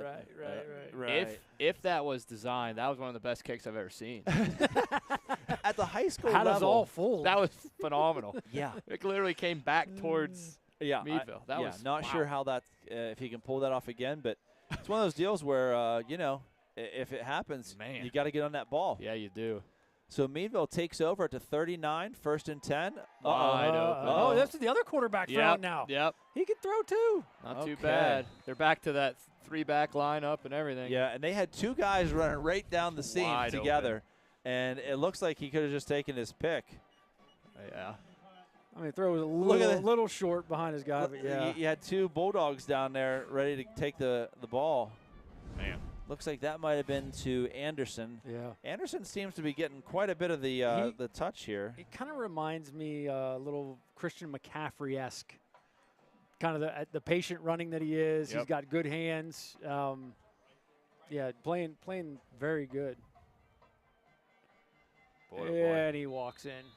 Yeah, so there's that Fairly 2-point conversion that we talked about. Mr. Miller with his 2-point conversion. That's going to bring it to 25-0. The Bulldogs. No, this is the 2-point coming up. That was a touchdown. Oh, I'm sorry. Yeah, he was tackled short. I'm sorry. My bad. Just shy of the I touchdown. I was checking out a little message I got from one of our former athletes here at Franklin, Mr. Jonah Heckathorn. Hey. Jonah, thanks for tuning in, all the Heckathorns. Yeah. Big sponsorship of the football athletics, and their daughter was on the front page of the paper. I saw that, yeah. That was one of the best pictures I've seen in a long time. Yeah, that was a good one. Good candid photo. Yeah, great This, situation This there. doesn't mean anything to anybody listening, but I can only change the score when I unplug your screen, so that's why I keep doing that. So disregard if you're listening, but yeah, so just so you know, Chad and Ryan, I don't know why that's doing that. Yeah. So I have all the trust in the world. We got appreciate that. NB12. Here we go. Appreciate it. Nobody at home has a clue what's happening. Just it looks terrible on our end, but so is it 27? 28. They went for 2 and they got it pretty easily. Okay. Oh, they didn't get. It was 19. Yeah. Oh. Okay, so it's 27-0. NB12. It's NBD. Yeah, Mr. Gusman up here starting Yeah, to question his own self. I know. Oh, He's man. like, wait a minute. Now, he understands the aura of NB12, so he's got to watch and be careful, but he was correct on that one. Yeah, so. sorry about that. That's okay. So worried about this screen going all haywire. We listen. Anytime we can take points from the other team, we'll do it. So, yeah, Nick, I want to tell you, and I tell a lot of people, I can out-mistake you any day of the week. Any day of the week. I don't know, after last week. Twice on Sunday. Oh, yeah. Especially with my Cowboys playing like that. Jeez almighty. No, just listen. Your Steelers. Hey, we got a W. You did. And I said, every time the Steelers and Ravens play, it's ugly. Yeah, whether they have the is. great Super Bowl teams or not, it's ugly every time. Very ugly. Okay. All right, we caught so her on we're the fly. back out to the 30, maybe to the 35-yard, 34-yard line for the Knights. Down 27-0 with 7:53 left in the first half. Books did a good job there. Coming up and getting it, because that is another weird kick again. I mean, that kicker generates so much spin on the ball that if you let it hit the ground, who knows which way it's going. Right. With that straight-on kick, again, I don't think that last squib kick was planned that way. I don't think so. Because if so much English on the ball that any pool player would be proud of, of that English. Or Beckham. Bend it like Beckham. There you go. If he did that on purpose and can do that on command, I think he would do it every time because that's a heck of a play. Nice cutback by Cole, but there's 3-4 more guys there to come get you. Smart decision to just kind of lay up and go down there and not try to string that out because it was not there. No, there's nothing there, and you're going to have to go backwards or else just go down. Yeah. So there's good pressure there. I mean, there's nothing that Darius can do. He's, up against a mountain of men with 3-on-1 there. So Meadville's very fast to the ball. They are. Like I said, not overly big, but those big guys, they've got wheels too. They move well. They shut down Knox from Oil City pretty much, so I kind of had a feeling that would be the case tonight with these guys. So it looked like there's a flag even before delay the play. Game. There's a delay game on the offense, which is the Franklin Knights. That's going to be a 5-yarder. Back him up a little bit. Nothing seemed out of ordinary there. It seemed like they were on time. Yeah. Who's running the clock? Oh, wait. Good thing you can't hear us. The same guy that corrected us on the score. So we'll go with him on that one. Yeah, we'll stick with that one. Hey, that's a pretty hard job as you and I got to do the Junior Knights game. We did. 2 weeks ago. That was fun. Ref yelling up here at me. I've never seen anything like that. That was insane. Calling me down to the field to yell at me. And you made one mistake, and he stopped the whole game. Look at Buckley just run around. Good job by Cole getting out of bounds and saving a hit. But, boy, he is – survival mode. Yeah, and he's showing his athleticism. And, honestly, if you're keeping up with Cole and you're a Meadville Bulldog and you're fighting your guy and keeping up with Cole, look at this. I mean, they got a few guys there. They're just right on his tail. Yeah. And so it's like, wow, there's some athletes on that line. So that's going to bring up 3rd and 11 for the Knights with 6:48 left in the first half. Kind of not looking so good here for the Knights, but they're hanging in there. 27-0 the Bulldogs. Blitz. Here comes a blitz. 52 is going to get Cole. Uh-oh. Bryson wasn't able to pick that up. That was, I mean, easy for us up here seeing that coming. I mean, you could see it coming from 4 yards deep. But you guys got about 100 pounds on him, yeah, and that was just it. That if Bryson didn't meet him heads up in that hole, you're not going to be able to get him from the side. No. But he did recover the fumble, which is huge. So yeah, and especially down that far. Oh, that could have been. I mean, that could have been just all they had to do is go 23 yards. So yep. We'll see how it goes now because Fennyworth's got a long way to go, and he's got the leg to do it too. See a nice one just roll on, clear down to the other side. Yeah. Here. So 6 minutes left. Oh, boy. Another nice kick. Going to be fielded this time. Uh-oh, he's right up the middle. Oh, no. He's got blockers. He does. Well, look at a spin move. What a spin. Okay. Wow. So it looks like it brought that ball all the way out past midfield to about the 40, maybe the 42-yard line, 41-yard line. I mean, you see it's kind of that rugby-style kick, and he gets it off really nice. But there's not a lot of Knights downfield, and by the time he gets out to the 40, 45, it's like, wow. A lot of teams don't put 2 guys deep on the punt return either, and that's a huge thing. And I was going to mention that before the kick that, they've obviously done their homework and realized the only downside to that rugby-style kick wide. is the quick pass. Fumble. There we go. There we go. The only downside of that rugby-style kick is you normally always outkick your coverage. Yep. You're not getting the hang time. Yeah, right. And if they were able to field it, and that gentleman, there wasn't a guy within 10 yards of him when he picked the ball up. So yeah, good job Bryson Watson on that play. I mean, he stuck him, and he knocked the ball out. It just so happens it's right over, and it went right out of bounds. But, the ball has not bounced our way tonight. No, not at all tonight. And that's something that, when you're down big to a team like this, boy, that's a momentum builder, or momentum changer if you can get that fumble. So good job by the Knights. Yep. Design rollout. Looks like Big Al's right there. Oh, no. And he is going to have quite a bit. This one's coming back, though. Yeah. It is coming back. There's going to be some. Oh, my golly. Oh. Yep. I don't think you can do that in high school. I think there's quite a. There are going to be 2 flags against Meadville on this. Well, it doesn't count, but it's worth seeing again.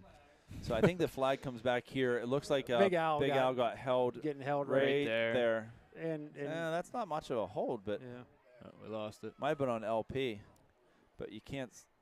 Yeah. So am I correct? You cannot hurdle in high school football. That's correct. Yeah, that's what I thought. Mr. Holloman's up here, and he knows all the ins and outs. He does a lot of reffing. Official. He's an official, and he's up in the announcer's booth. And he's principal. Yeah. And he's a husband and a dad. I mean, he just wears a few different hats. Not all at the same time. No. Some of them maybe. Nope, that's right. So we'll let the referees kind of straighten this thing out. How do we sort this out? You just take the longest penalty, the 15-yarder? I say give them both to him. Or do you take the 10-yard spot foul?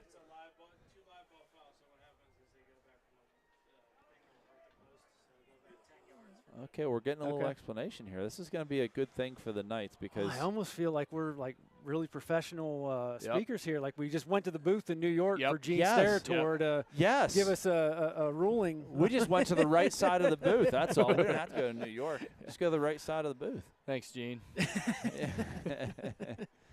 So that's going to change things a lot for the Bulldogs. They still have gone back to the original line of scrimmage, and it looks like they're going to call that. There was a hold somewhere, and then they're sorting out another penalty that was down at the goal line. So that's essentially, so the personal foul is declined, and the hold is accepted by the Knights. Yeah. So if you're not familiar with the ruling, we didn't quite catch it on the camera, but the runner for the Bulldogs tried to hurdle over top of a tackler, and that's a 15-yard penalty.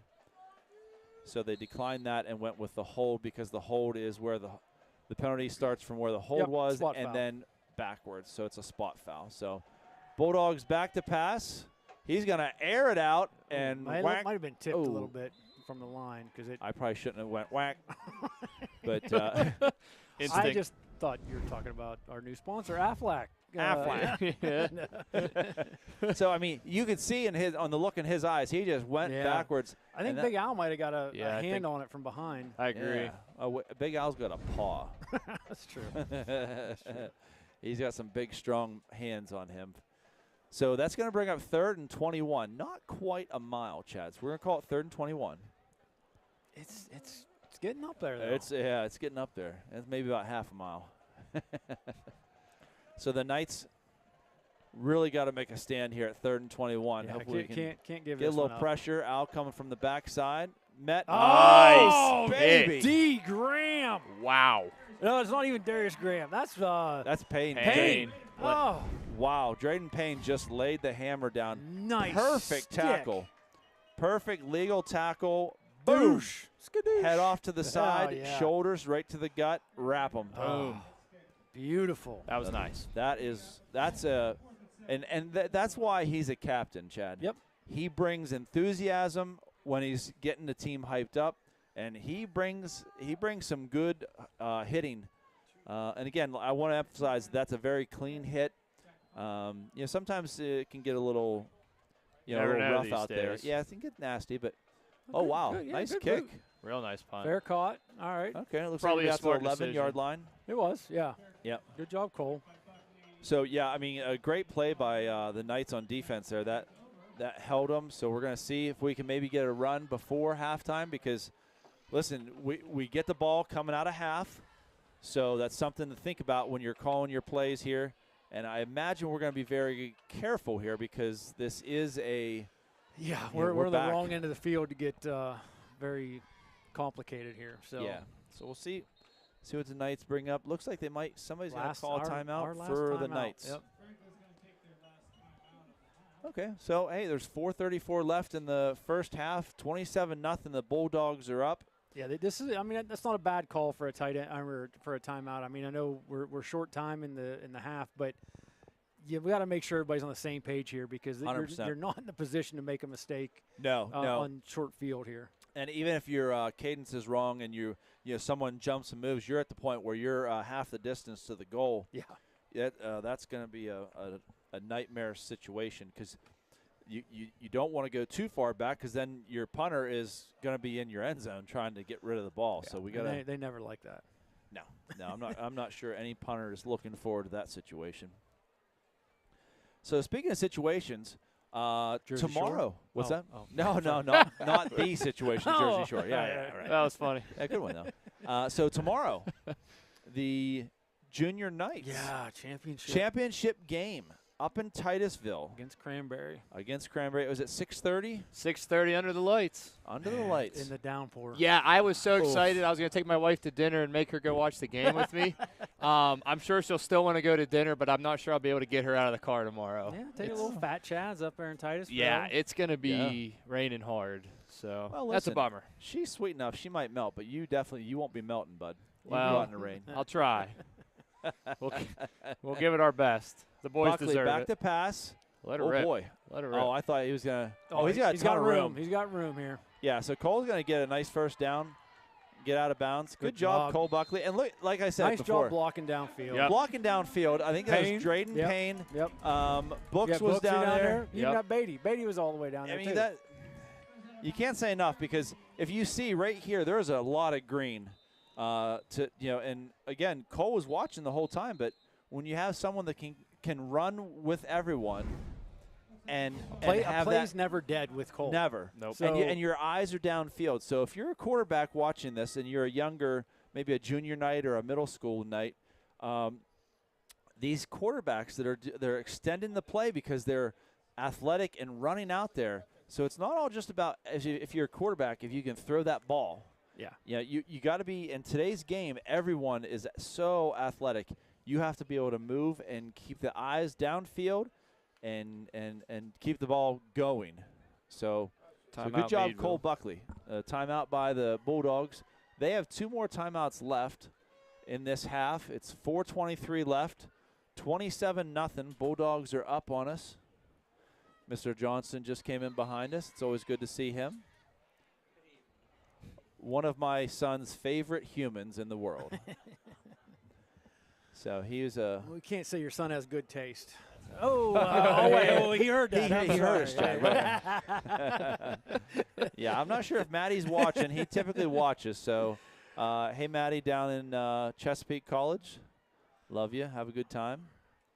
All right, Buckley with 3 wide to the right. Little screen out here. Oh, Bryson. Sniffed out well.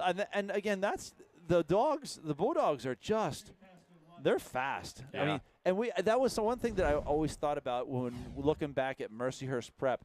They get to the ball quick. Yep. Bam. Watch these linemen. Number 55 for the Bulldogs. Yeah. He's just an animal. Justice Esser. Yeah. He's big, strong, and boy, can he move. So something the Knights have to be careful of here. So the referees are trying to tell the guys the time to set the clock to. Come on, clock operator. Let's.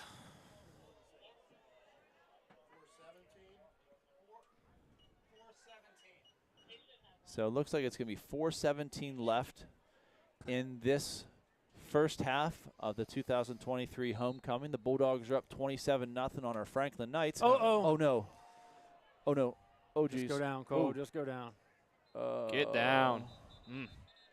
Oh, that was not a good play by the Knights. A few miscues here and there. Yeah, I don't think – I mean, the snap was a little high, but not – it looked like big out. It came back with some velocity. And yeah, it was there. Rarely picking it up as a quarterback there. Does that work out? I know it's your instinct to pick it up and try to make a play, but you just got to fall down on it immediately. Because you can't see there, but one thing I wanted to point out was number 28 was Anderson. Kudos to him. He was helping Cole up and giving him a pat on the back. And it's good to see good sportsmanship out there, even though, they're fighting hard back and forth here. So 3:30 left in the first half. Knights go 4 wide.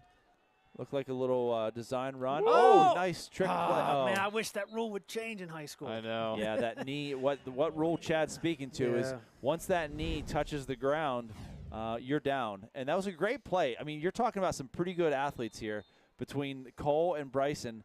That was a little Mahomes-esque. And it was. Little Patty Mahomes. That was pretty cool. That was a good move. And, Chad, bring up Patty Mahomes. Yeah, I'm playing you in fantasy this week. Yeah, we are playing in fantasy this week, Chad. Again, yes. And, I thought this year I got Mahomes. Things are going to go well. It's been his worst year so far. I know. It's the curse of Weimer's team. I mean, what's going on here? He's got no wide receivers to throw the ball to. No, I know. And it's just Kelsey. Don't say it. Don't say Kelsey's name. Swift? Jeez, here we go. That's where my wife is tonight. She went and watched her live in Heinz Field and then went to the movie theater to watch the same exact show all over again. At the movie theater? Yeah, they were just replaying her concert, from PNC or from in a Heinz movie. Field. In a movie. They're they're Retouring it basically in the movie theater. Where's that? At Meadville? I believe so. Closest one to us. Yeah. So Meadville. she's up there visiting Meadville. The Bulldogs are down here. Yep. Visiting Not a good us. trade. She's a Swiftie.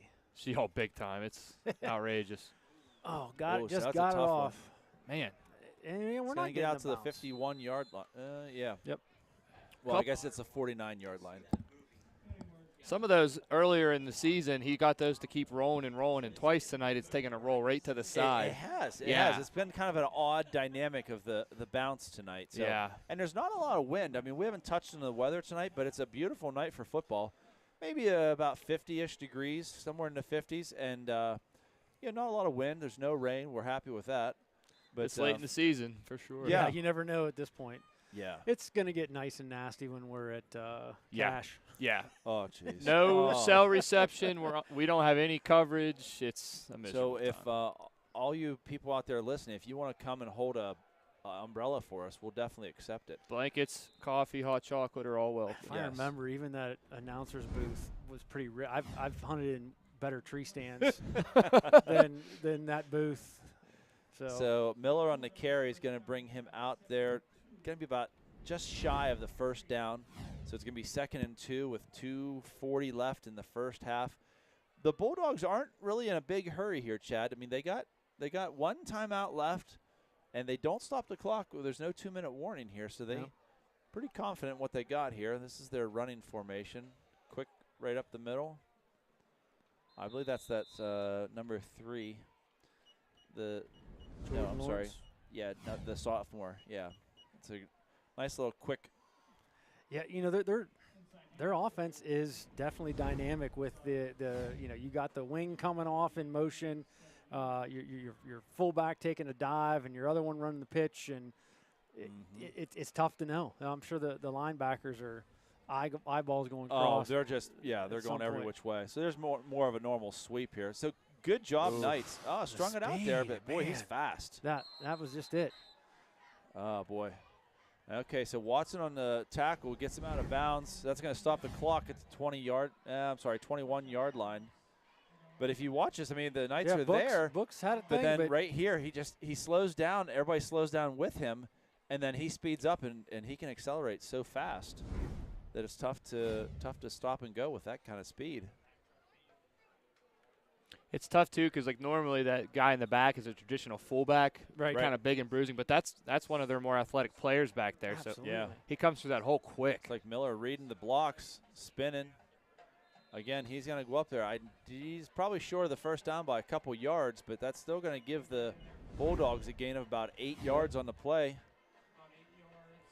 Clock still running, minute 40. Clock running, yeah, minute 40 left. 27-0 Bulldogs looking to get down and strike again here before the half. And again, this is that run formation, Chad. They have that three-headed monster. Yep. So here comes the fullback. Going to go out there and stumble. It looks like he's going to get that first. Yep, he's going to get that first down. So they're going to have to probably wait for the guy with the chains. As soon as the chain gangs get set, obviously just the guy that's on the ball, because it's going to be first and goal at the 9 for the Bulldogs.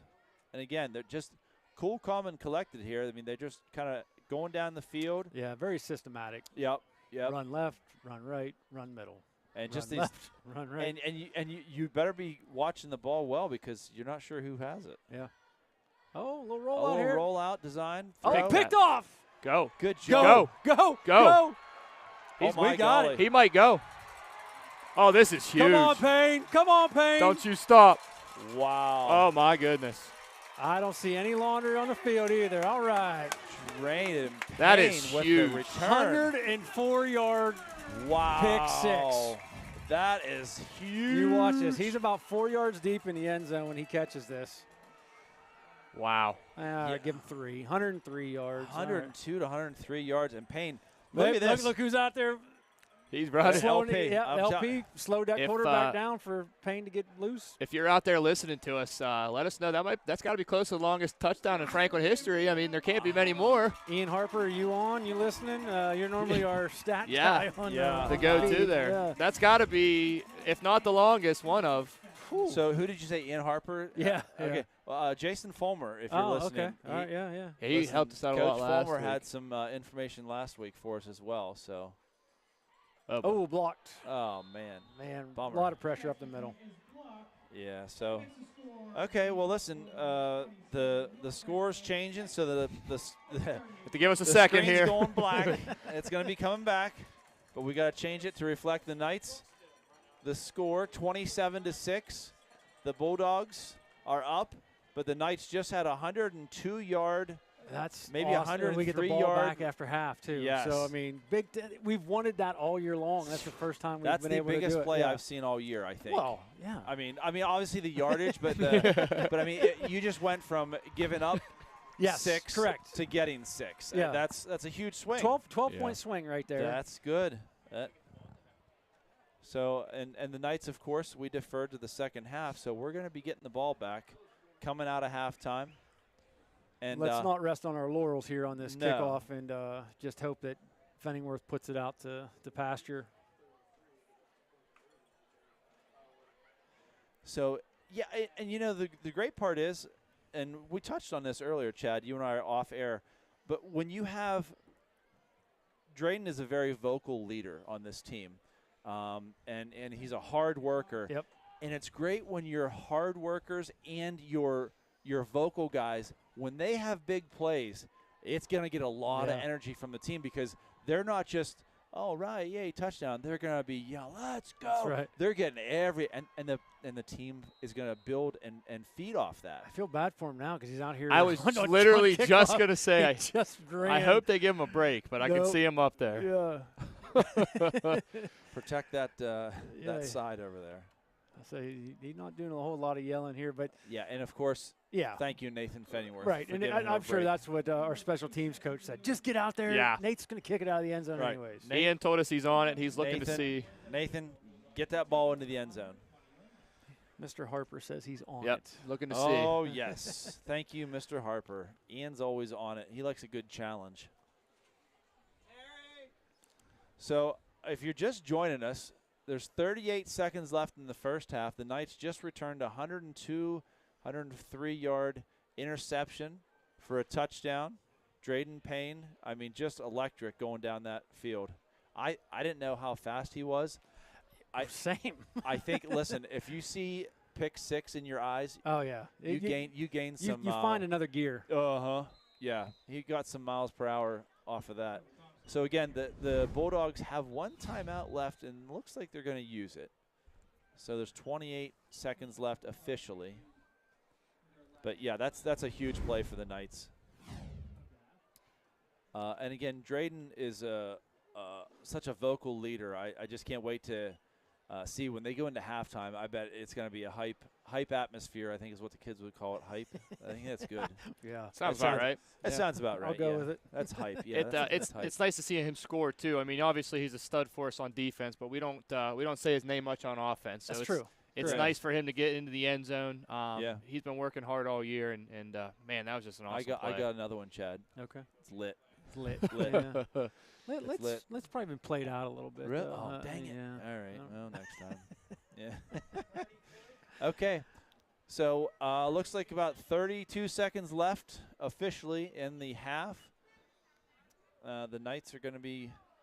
Hopefully, we got to just listen. You got to make sure you don't give up anything big here. No. Yeah. I mean, keep them in bounds because they used up their last timeout. So keep them in bounds, and if you see them go 4 wide, just get ready because they're going to be throwing it. Ian responded to us here. Okay.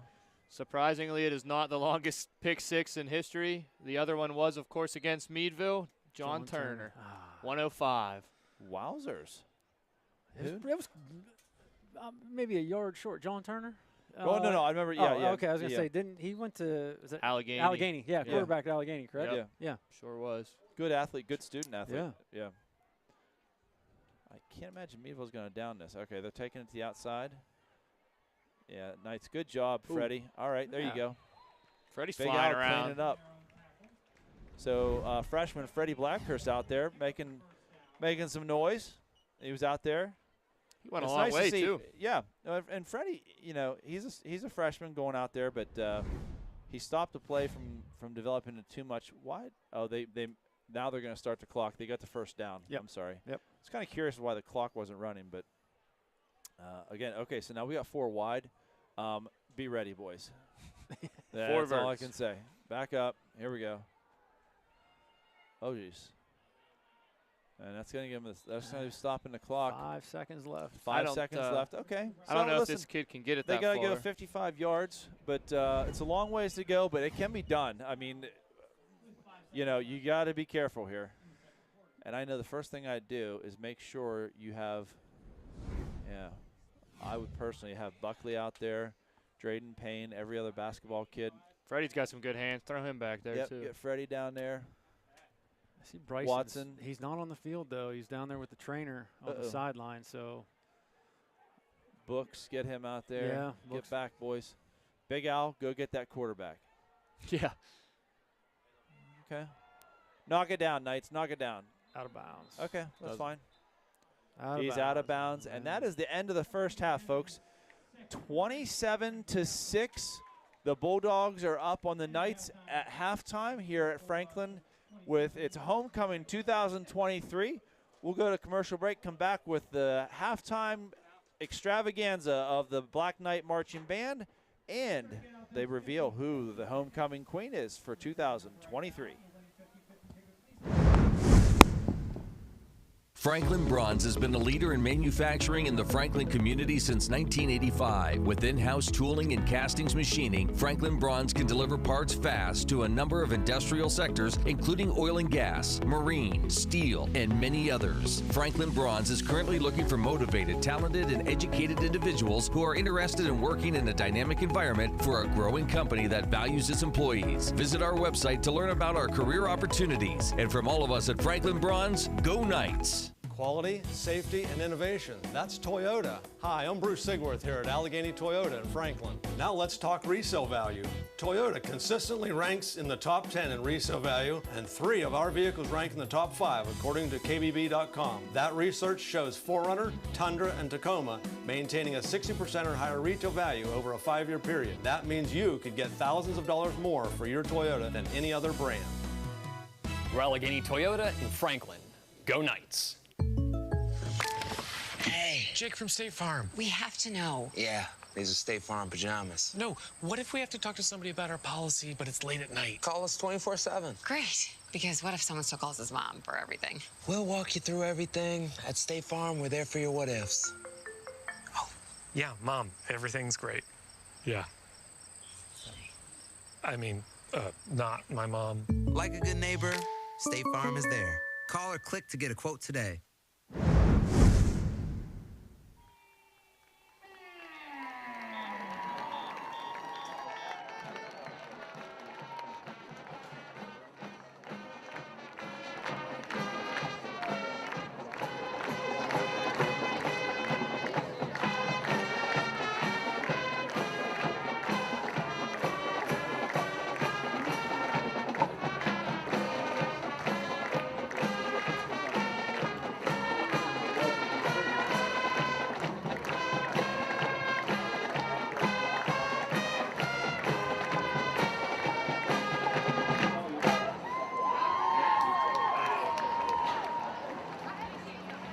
Ladies and gentlemen, we present once again the 2023 Franklin High School Homecoming Court.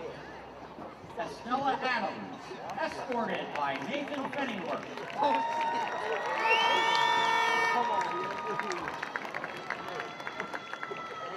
Marcella Everari, escorted by Damon Curry. Ella Bodine, escorted by Peyton Beatty. Zoe Nick, escorted by Braden Roberts.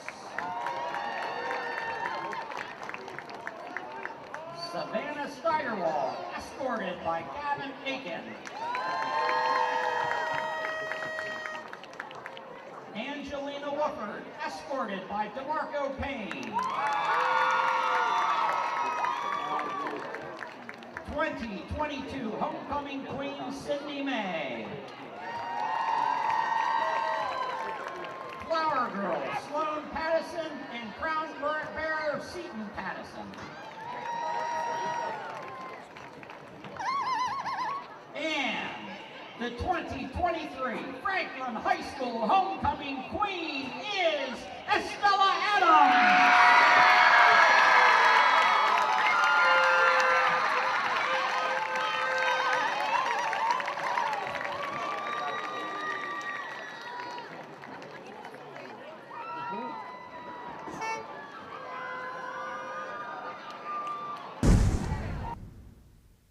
Since 1901, Franklin Industries has been a leader in steel manufacturing in our region. We started our journey making steel rails for the railroad, and we're still going strong today. Franklin Industries now manufactures steel quality U-posts and T-posts right here in Franklin, Pennsylvania. We take pride in the strength and durability of our product, and we take pride in the strength of our Franklin Knights. We're proud to support our community and Franklin athletics. Go Knights from Franklin Industries.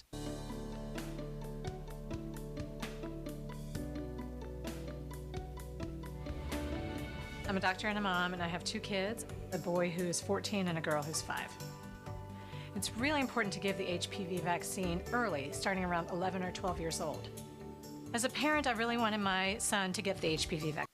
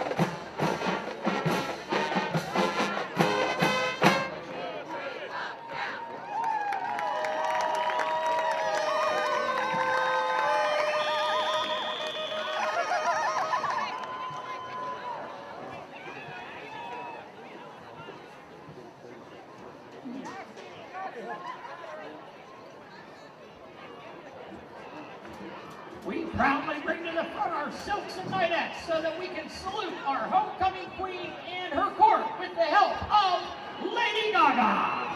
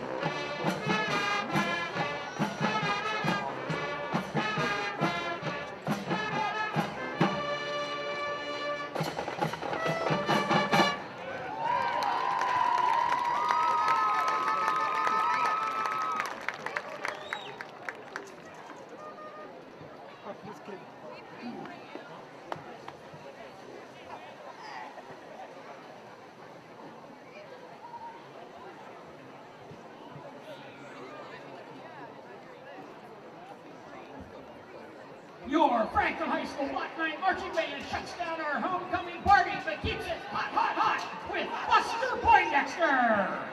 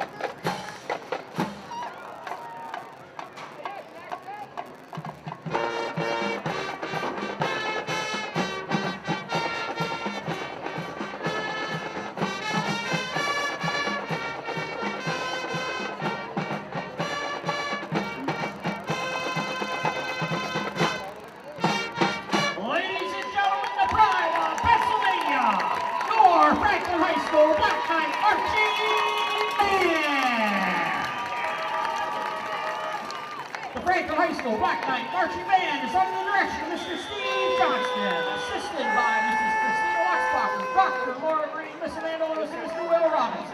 Band front advisors, Mrs. Lisa Oppenhauer, Mrs. Ashley Smith, and Mrs. Jen Caffrey. Drum maidens, Charlie Showers, Cam Smith and Tyler Thompson. Cadet captains, Brooklyn Bridgenow, Brandon Clark, Quentin Carnes, and Savannah Steigerwald. Silk captains, Ronnie Brophy and Karis Hackathorn. Ladies and gentlemen, the pride of Pennsylvania, your Franklin High School Black Knight Marching Band!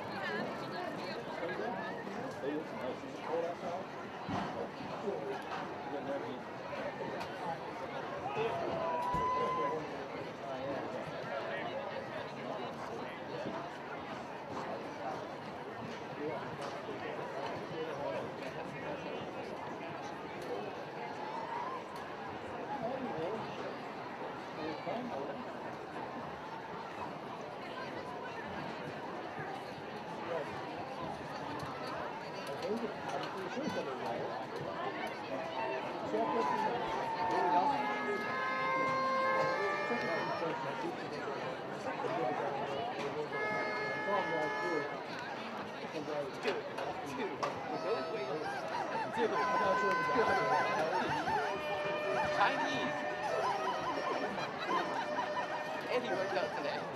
His green team like him.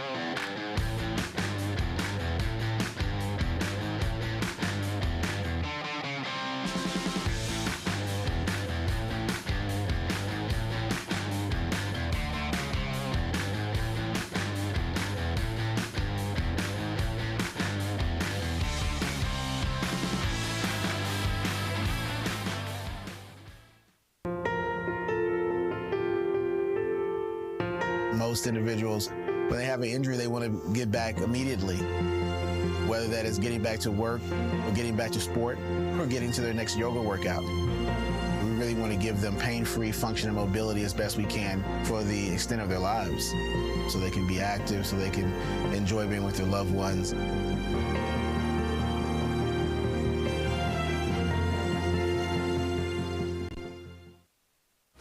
Franklin Night Football is presented in part by UPMC Orthopedic Care, by Franklin Industries, By Franklin Oil Region Credit Union. By the University of Pittsburgh Titusville Education and Training Hub. By State Farm agent Michael Dill. By Franklin Bronze Precision Components. By Crawford Health Improvement Coalition, serving the health needs of Northwest Pennsylvania. By Pizza Joe's on Liberty Street. And by Allegheny Toyota.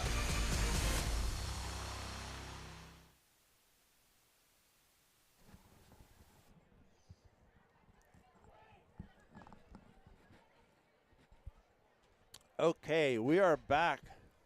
Halftime for 2023 homecoming game. You came back a little quick, Nick. I'm sorry. Weimer's got a mouthful of. I Pizza apologize. Joe's. I apologize.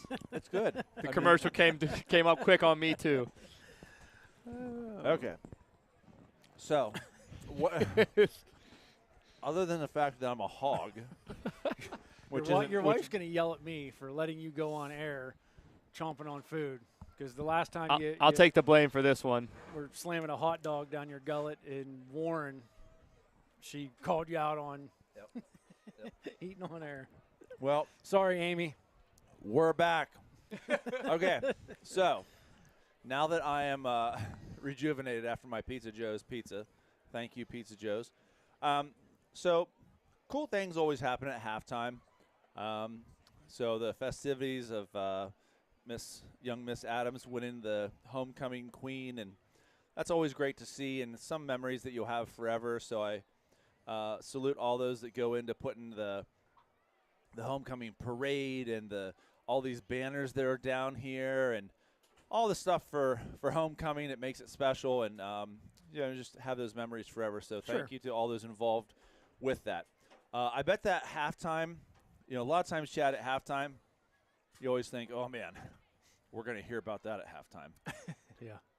If I were a betting man, which I tend to be sometimes, I would say this halftime was a little bit different than the past few, in the fact that of the games that we've been down. Right, I was going to say, the past two have probably been pretty good, too, yeah. at halftimes. But this one, I mean, we're down, but boom, big shot of energy right coming before in with momentum. I mean, yeah. I mean, so I think it's something that Coach Turk is good at. He's good at reading his team.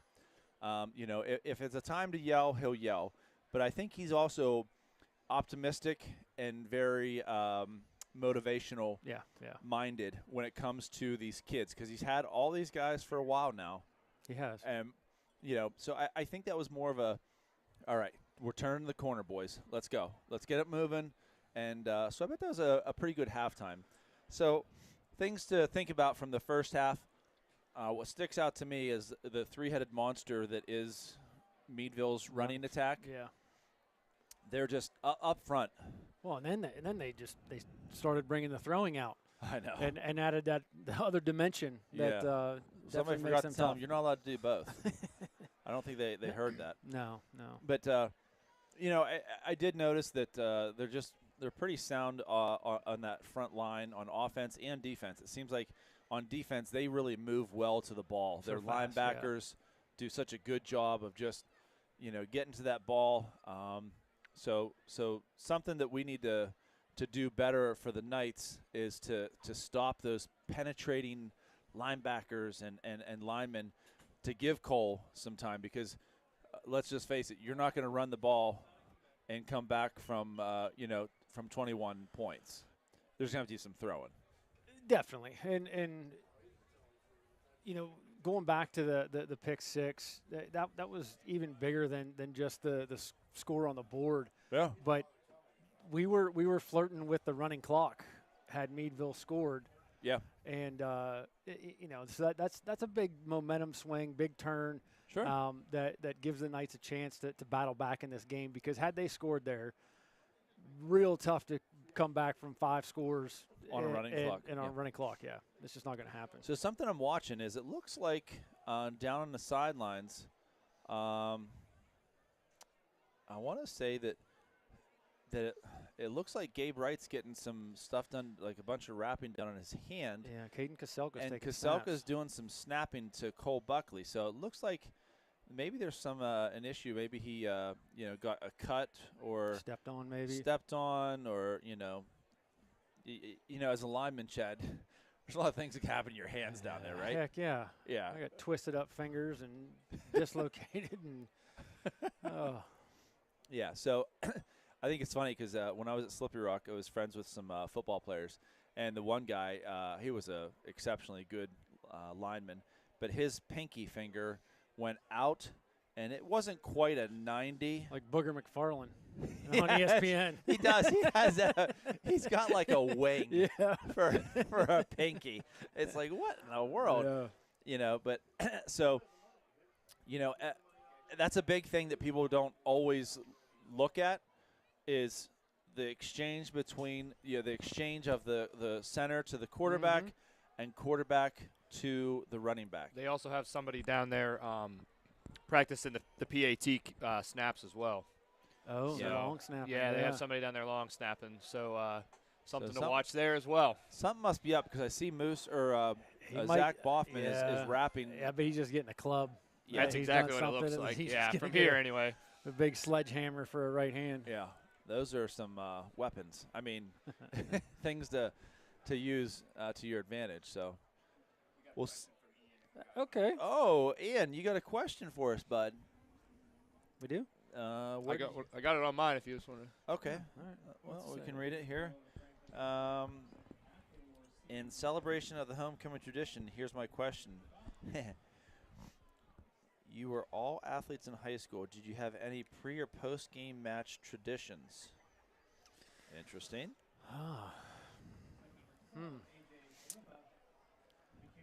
Well, Ian always. I mean, if you want somebody that's, it's going to make you think. Ian Harper does a great job of it. So my athletics aren't super long. My golfing career, per se.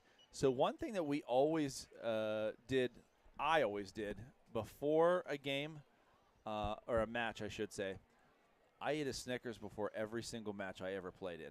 And I did that in college too. And I'm not sure if it was a good thing or a bad thing, but I always ate a Snickers. And still to this day, if I'm golfing, I don't eat a Snickers or something, but at the turn, if I'm playing 18 holes at the turn, if they have a Snickers, it's coming down, going down the gullet.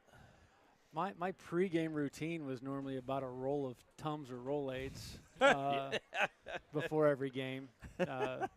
Keep the gut in check. Partially for heartburn, partially for the nerves. I called them my butterfly killers. But anybody that played with me, there's another one of these weird kicks. Take another bounce. Coming back again. Okay, smart play, Beatty. Smart, Beatty. Oh, boy. So there's a senior that knew what to do. Yeah, and again, that kick came off super weird. Had a lot of spin on it. And maybe maybe that's intentional. I don't know. I think we might be giving him too much credit. I want to give him credit for that, but I just don't know if I can. So it looks I'm intrigued to see who goes out to the center position here. So we'll see, and that is definitely Kaselka that's there. Yep. Okay, so Kaselka's there. Beatty moved, or not Beatty, but did they move right? Gabe Wright looks like he's to the right he's guard. the guard now. Yep. Yeah, so it must be something just with the hand. He's tough. And all these kids, these linemen. Oh boy, run Cole, run! Look at that, making a miss. Man, is he fast? Look at some blocking downfield. Yep, hold that Beatty ball. down there fighting downfield for his quarterback.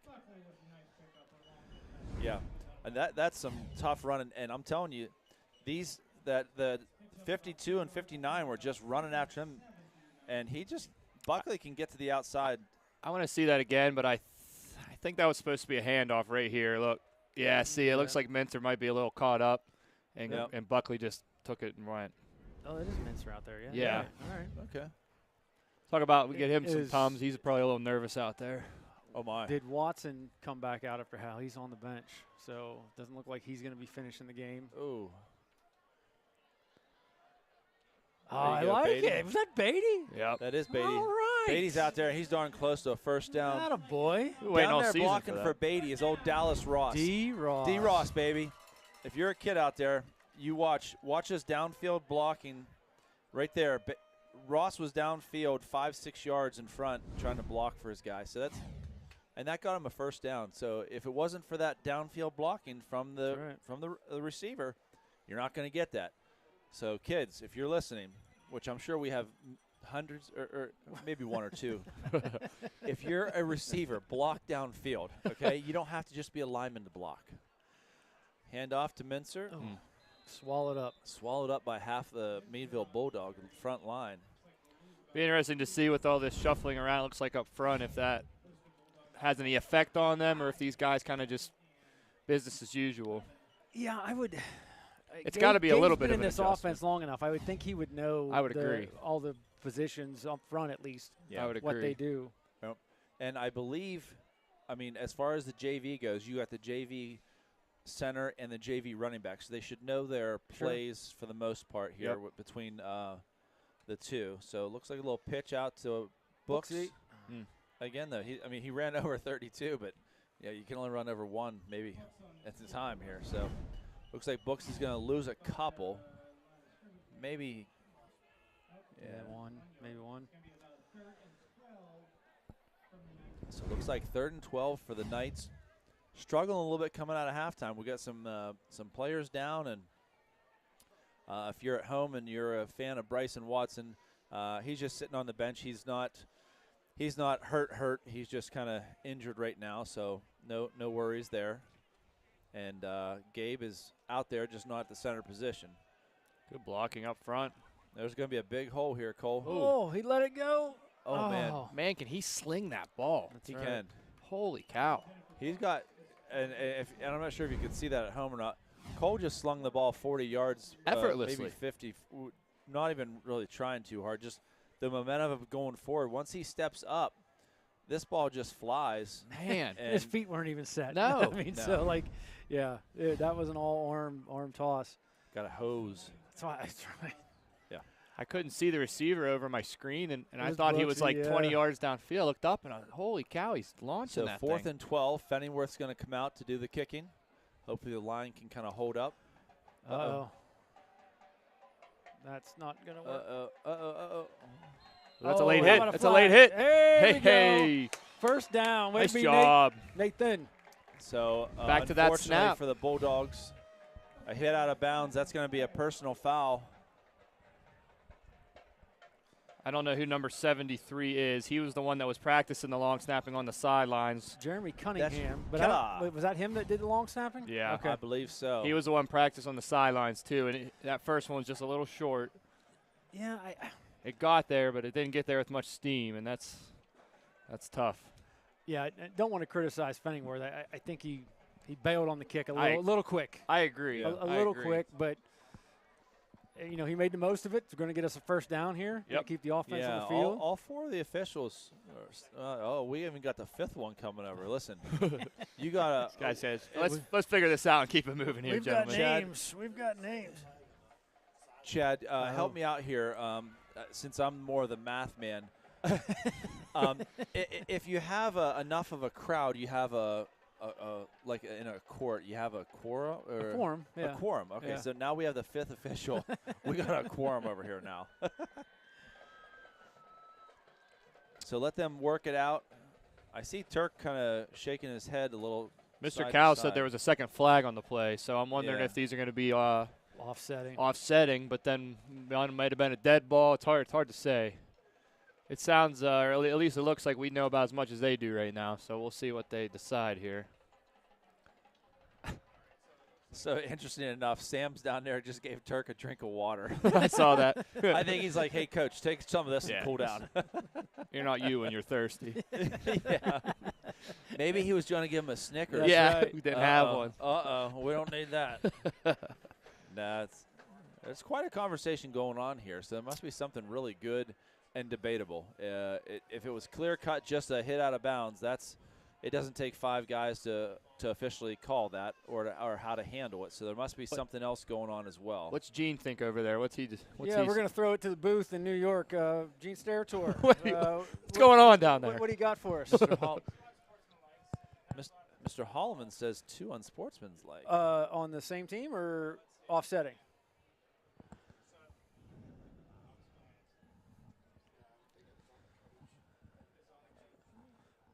That would have been on Turk then. Okay. On Franklin's coach. So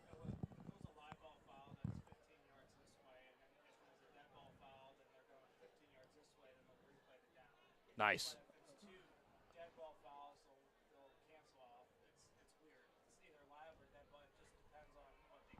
Okay. Okay, so depending on if it was a live Here we ball, go. foul, Personal or foul on the defense.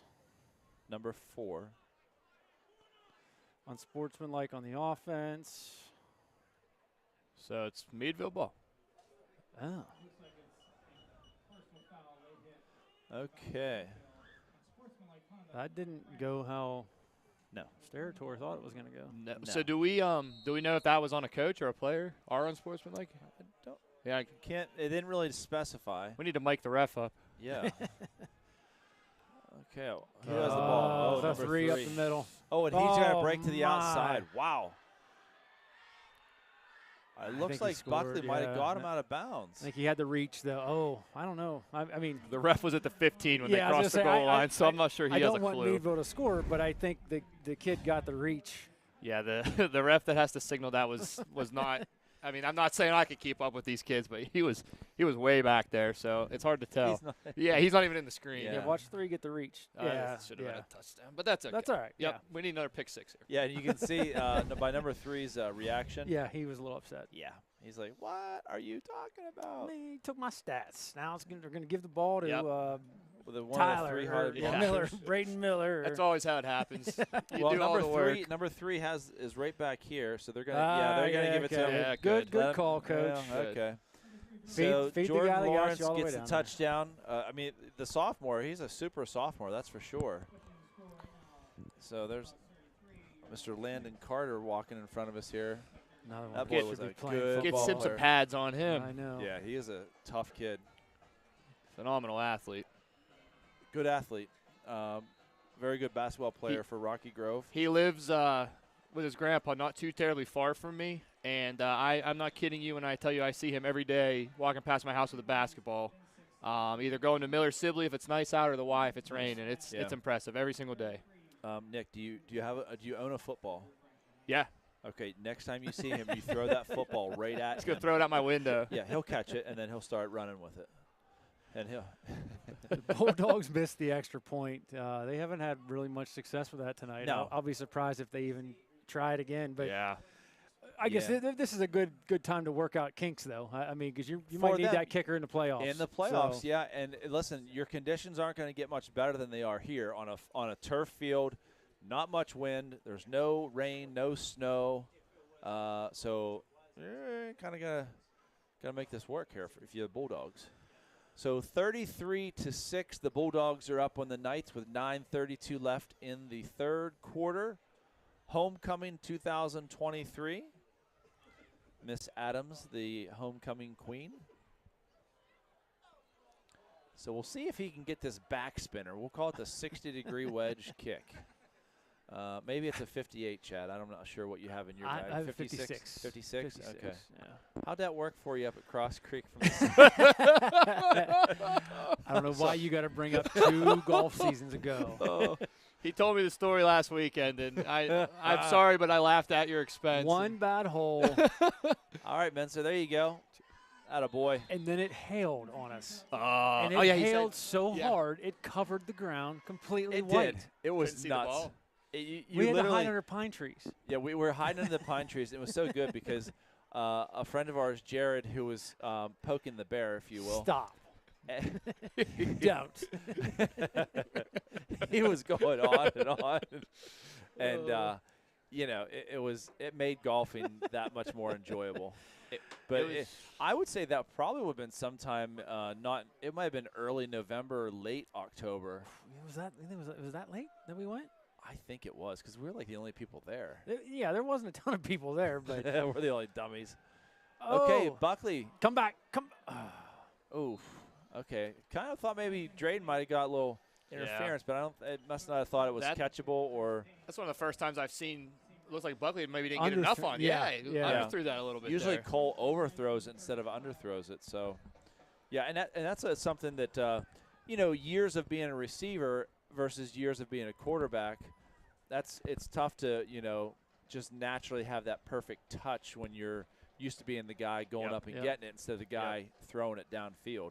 More air on that. We called it in high school, we called it a 9 route, which is just that go route down the seam. And you want to get some air and kind of let it drop in. And he just didn't have as much air as he normally does on that play. He tried to throw it on the that rope. boy Beatty. Good blocking out there. Okay. Flag coming in. Yep. Guy launched that flag. He did. He did, all the way from the sideline. The thing was flying.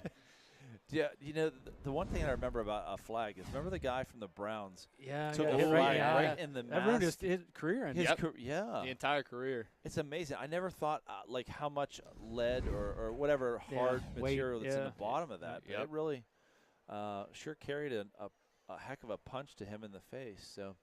So bring up. Okay, that's against the Knights. Hold, but okay. Yeah. Must have been on the end because the guy that threw the flag was the line side, judge, the sideline judge there. So and he was way over there. Yeah, it was a good throw. Melvin Baker. We have the names of the officials here tonight. Whoa, all right. Thank you, Melvin. Melvin's been watching Cole and said, "Watch what I can do." I got a hose too. Yeah. Chuck that thing. I'll get some air into this one. It's been waiting all game for that. So Buckley back with 2nd and 19. Fake the big Rolls owl. to the right. Got a little bit of blocking there, but there's a bunch of dogs down there. I never know if he's passing or throwing when he runs out like that. It's hard to tell. He's just so athletic. Right. That's what's great about it. Yeah, that's what I mean. Too. Yeah, it's fantastic. You still got to respect it till the line of scrimmage. Yeah, if you're the linebacker, you got to be kind of frozen unless Cole gets across the line. You just got to be careful there because he can always dump it down. That's maybe something that the Knights have also in mind when they would run these plays of rolling Cole out is he does freeze the linebacker, so you know your tight ends and your got to find that spot in the zone. Yeah, find that soft spot. Yeah, so it could be there. See if the Knights get it. Looks like they're going 4 wide here. Big Al out there. Buckley looking to the left side of the field. Wow, look at that hose. D. Ross, that big D. Yeah. Wow. Right. He was a little late on that throw. He made his break, and wow. Buckley was a little late, but it didn't still. matter. Yeah, that's what I mean. It didn't matter. He just That's impressive. Watch cross this ball. his body, cross field. Wham. Yeah. Dallas Ross.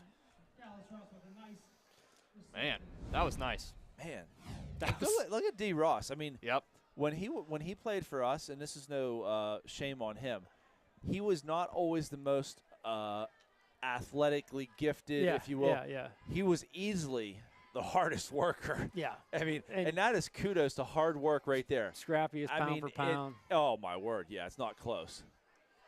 So, looks like Mintzer's going to lose a few yards there.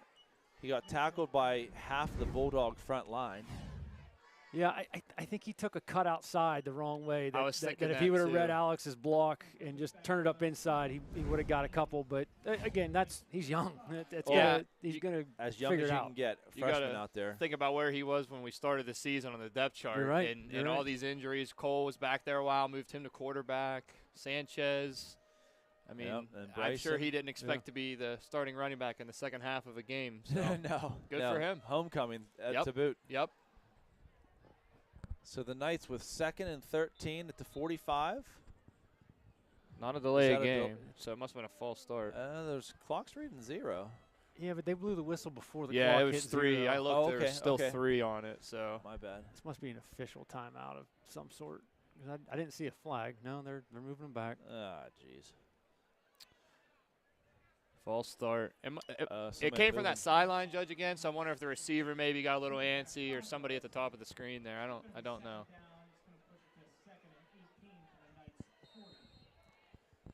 Another opportunity for Cole to chuck it here. That's there. You go. Just so chuck it now 5 yards further. 2nd and 18. Here comes a blitz on the outside. Get rid of it. Nice design run for Cole. Yep. Getting out of bounds close to the original line of scrimmage. Looks like get maybe like 5-6 yards there. So gonna bring up like maybe a 3rd and manageable, like 3rd and 11 for the Knights. Not quite to midfield yet. No, I'd like to see him do something to the wide side of the field, though. Yeah. Yeah, I mean, because Cole's just running out of room here on the close sideline. He's getting the edge, but the angle that he's being able to take is just running him out of bounds. So it turns a 3 or 4 yard. You know, only a 3 or 4 yard. What could be a 10 yard or so? Maybe if it's the wider side. Well, you got big game Payne over there, all the way to the far side. Oh, man, I'm right in line with this line of scrimmage here. That should have been an offside. Has to be. So a little confusion.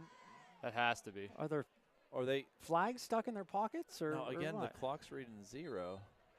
Timeout. Franklin. Timeout, Franklin. Timeout by yeah, the Knights. I'm literally, directly in line with the line of scrimmage here, and that kid's entire head was over. It should have been a both DNs. Both guys on Yep. both sides of the ball there jumped. Okay, so we got 7:50 left in the third quarter. The Knights are down to the Meadville Bulldogs, 33-6. It's been an interesting game here, Chad. Kind of a little bit back and forth here in the second half. No one's really gaining a lot of steam, but we're just going back and forth. A little sloppier. Some penalties coming on here. But you know, the Knights have a couple injuries that are hurting us a little bit. And it looks like I just see Bryson Watson coming out, and he has his pads off. He does. He's walking fine. So not totally in street clothes, but yeah. So it makes me wonder if it's some sort of concussion potentially related, or He it was a hit down here on the sideline. And he didn't get run over. The guy, he didn't run anybody over, but they really hit hard, and I could just see him kind of drop for a second, and it was around that time. We haven't seen him since. So concussion's kind of what I'm starting to wonder myself. Yeah. Okay. And hopefully they're just, again, erring on the side of caution. Yeah, definitely. Yeah. Since he got slow getting up and. Yep. Here they come again. Oop. Good chip picked by up Al. Well, picked up. Oh. There you go, Nice. 75. Keep Here it in the goes. play. Oh, man, if they man. could just connect. They have been, him and Booksy. Booksy's been able to get open numerous times. Yeah. But Cole's just missing them. Yeah. That's quite an interesting play developing out of that. It's that, and I think if I was playing backyard football, I think I'm picking up Cole first thing. Oh, number one. He's making something out of nothing every time here. And kudos to the Bulldogs. They must have been, they were in good coverage, good position. So Fenningworth is on to punt. It's 4th and 11. So we'll see how the exchange goes. Cunningham in to snap. Very good snap. And a very good rugby kick. Style. All right, there we go. We get a little bounce in there. Okay, here we go. Actually, there goes Jeremy. They're blocking the back. It's coming back. Yep. Another one. Can we get 3? Oh. Well, it's a good thing this is coming quite back. a bit of running. He's definitely getting his exercise in today. Who's 34? Chase, Smiley, Guerin. I'll tell you what, if you Running need all somebody over to it, run, yeah. Smiley, Chase Guerin can run for the Knights. A lot of running for nothing, fellas. It's coming back. There is a boatload of laundry on the field. Yeah. It's a basket full. Maybe 2 loads. Maybe 2 loads. Uh-oh. Uh-oh. So we'll see how this goes. I have a feeling that everyone's coming back, so I'm pretty sure there's going to be some penalties against the Bulldogs. Yeah, but there were 2 blocking the backs that happened relatively the same yardage. Somewhere around like the 25 to 30 yard line. Yeah. Somewhere in there. On both sides of the field. Yes, exactly. Yeah, so we'll see how that goes. I think these refs are tired too, because they're just taking their time, getting back on the ball. Yeah. I didn't see any of the guys running the 5K in stripes, so I don't think they're used to running as much. No. At least they're not vomiting on the field this year. Oh, man, that was one memorable moment. Was that Northeast? Was it? I thought maybe it was Hickory. No. Where were we? If somebody at home is watching It last was year up by Erie. yeah, it might have been. I don't remember the exact game, but I remember it was one of the side judges. We're watching, and all of a sudden it was like just gushing out his mouth, puking all over. It was hot, though. It was a hot one. That's why I was thinking it was an earlier, maybe it was like Titusville. No, it wasn't Titusville. It was early in the season, but it was 2 years ago. If you're listening to us, I'll just give you a good picture. Imagine, not that anyone has ever done this, but you've seen it on TV. if you drink like 15, 20 beers, and you drank way too much, and all of a sudden you got to vomit, that's how much was coming out. I'm not the guy was not drinking. I'm not accusing him of that. That's just the volume of liquid that was flying out of this gentleman's mouth. It was it was a thing to watch. Yeah. It was hot, and he was probably 370. Yes, 400 maybe. Yes, yeah. He had a little extra weight on him, and it was so good to watch. Oh, memories. Okay, so that brings us back to the action. It's going to be 2nd and 1 for the Bulldogs. They got 6:40 left in the third quarter here at Franklin for homecoming. Felicia Marsteller agreed with me. The puker was at Northeast. It was at Northeast. Okay, well, there you go. Thank you, Felicia. She's mother of Hunter and Luke.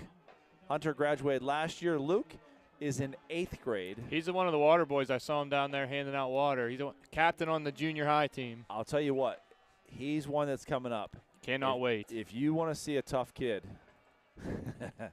he'll be a good one to watch. He was on my basketball team, and the best way I could describe him, and this is a compliment as I can give, is he's a football player. Even in basketball, he's a football player. Yeah. So he's – oh, there you go. One Good of our job captains. by the Knights. One of our All captains right. on the basketball team as well. So Good. tremendous leader. Yeah, he's going to be a real asset for the team Yes. next year as a freshman. Yeah, he'll be there. So now Big Steve thinks was Eisenhower. Oh. No, it wasn't Eisenhower. Got a debate. Eisenhower was in that cow pasture. Did we play Eisenhower last year? 2 years ago. This happened 2 years ago. The was it puker. 2? Yeah, the Mad Puker was 2 years ago. Okay, so we weren't doing the live stream last year. No, we weren't doing the live stream at all. Okay, well then maybe that's why. I was thinking I'm not sure how I didn't just laugh and not be able to get many words out whenever that was happening. No, yeah, we were still Okay. average Joes sitting in the stands. We're just, that was. Was that BL before live stream? Yeah. I guess. Okay, so back to the action. 3rd and 3. Enough of Ryan's shenanigans here. 5 minutes left in the third quarter. The Bulldogs are up 33-6. Making a little drive here for the third quarter. They're back to this running the ball. It's like Houdini, who has it. Pitch, and there's going to be a flag. Got to be something against the Dogs here. Yep. So false start by the Bulldogs.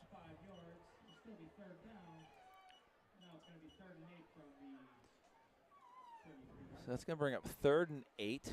That makes things a little bit different now. When you have 3 yards versus 8 yards, it changes things a lot. On both sides of the ball, yeah. Yes. I mean, the defensive call is obviously going to change too. So. Yep. Now, is this the throwing quarterback that's coming in? Numbers? No. 14 is the normal quarterback starting all night. Okay. Tate Reichel, and then number 7 is the one that comes in. Okay. To run the ball and throw. Okay. So they got one wide. It's gonna be a run. Oh. Well, wow! Look at him. He just Christian McCaffrey. I'm telling you. Yeah, he's just so quick. Braden Miller. He's got to be up over his 100 yards tonight, I would think. He's Miller's just he's just a tremendous athlete. Not only he's got straight speed, but he's quick left, right, spin. He's just a little ball of dynamite. Yeah. And I believe you mentioned Christian McCaffrey. I mean, he just has that style to him, and he's running patiently behind a very forceful offensive line. I wouldn't say they're the most intimidating one to look at, but boy, when they execute well. They do. And the cutback lanes are there. They do a good job. Again, a little quick up the middle.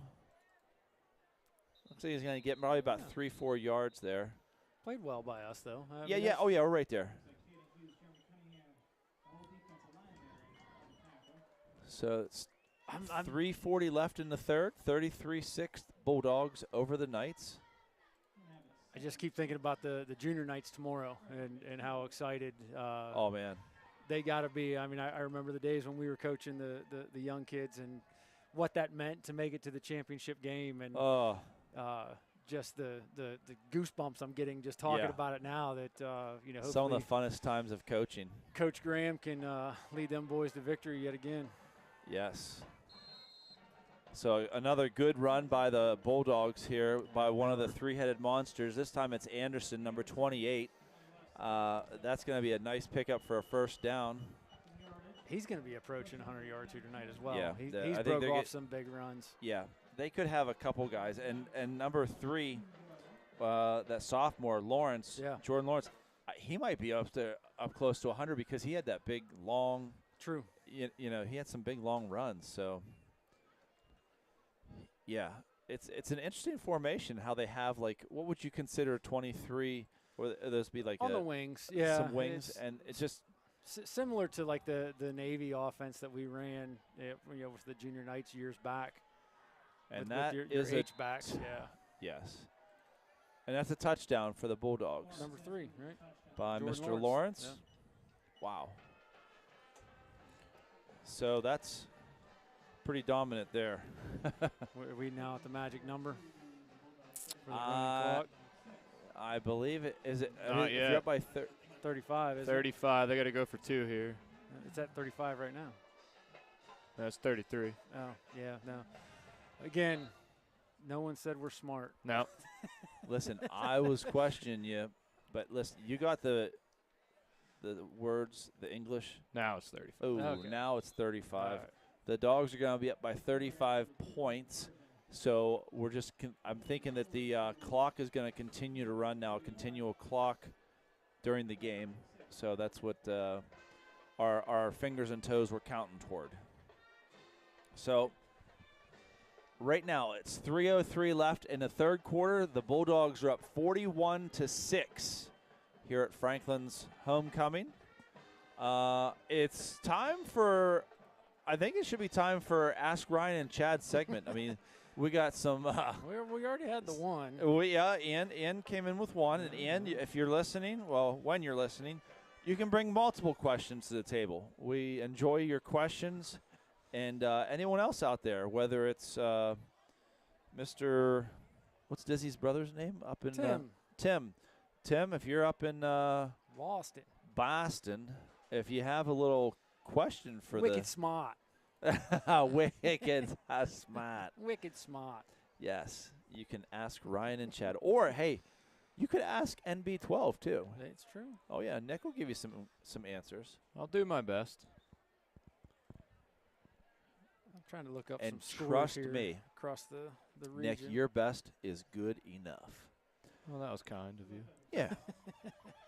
There's some interesting noises going on out there. Somebody's got some type of machine, something. I'm not sure what it is. Yeah. So here's the kick. Let's see if you got the old 58-degree wedge out. Nope. Oh, geez almighty. Ho. Okay.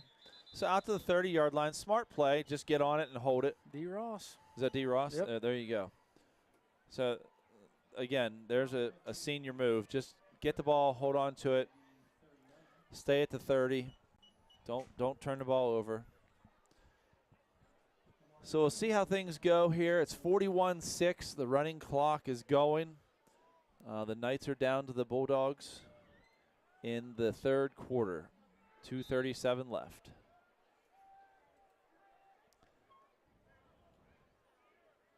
So I think we all have seen the weather forecast for tomorrow. So those junior Knights got their work cut out. Or the junior, what are they, the Little Berries? Cranberry Crushers, The right? Cranberry Crushers, is that what they are? Yeah. Oof. Balsamo. Is that Balsamo? Yeah, it was a it's good a hard run. Yep, Yeah, absolutely. Lost 2 yards, but it was Listen, he is going to. he tucked it and ran. You don't have to worry about if he's going to. Well, is he going to give his effort? Oh, yeah, he got it. Oh, yeah. Yeah, he's going to give all he's got. So, yeah, it's going to be a wet weekend on a Saturday. I know, Chad, you're camping this weekend. I am, yeah. Last one of the season. Last one of the season. All right. Nick taking his lovely lady up to Titusville for dinner. Then he's going to have her take a nap in the car while he goes watch the junior Knights. Yeah, I really want to watch them, but it's good. We'll see. Okay, a little blitz here coming. Look out, Cole. Jeez. Oh. Cole's still, I mean, he's still going. I don't know what they're doing here. Yeah. attacking them. They normally blow that dead for any yeah, other they need quarterback. to. Yeah. Honestly, plays like that's when you get guys hurt, and somebody needs to blow the whistle quick. Hopefully that's just Cole's just tying his shoe. The way they thought they'd bring Cole down is take his shoes off. Yeah. You know, Chad, I thought of this as I was running last weekend in the Applefest 5K. Right. Next year, if I do it, I think what I'm going to do is I need to have you come out of the stands or out of the sidelines with a fire extinguisher, and I'm going to take my shoes off, and you're going to just douse my shoes. Have to. I mean, that would be an epic Just because you're way to. Wow. Number 4 with the pick. And Nice he's play. And he's going to get a 6 out of that, too. Wow, nice play by McClure again. Yeah. Not the first time we've called that guy's name. He's a ball player. Yeah, Cole just trying to make stuff happen. Yeah. And you can't fault the Knights for taking some chances here.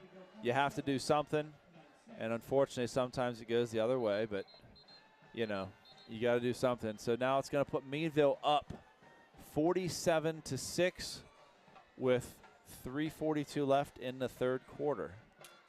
I got Warren losing to Titusville right now, 49-13 in the third Go quarter. Titusville. Those Rockets. Had a good season for them. They've had a good season, yeah.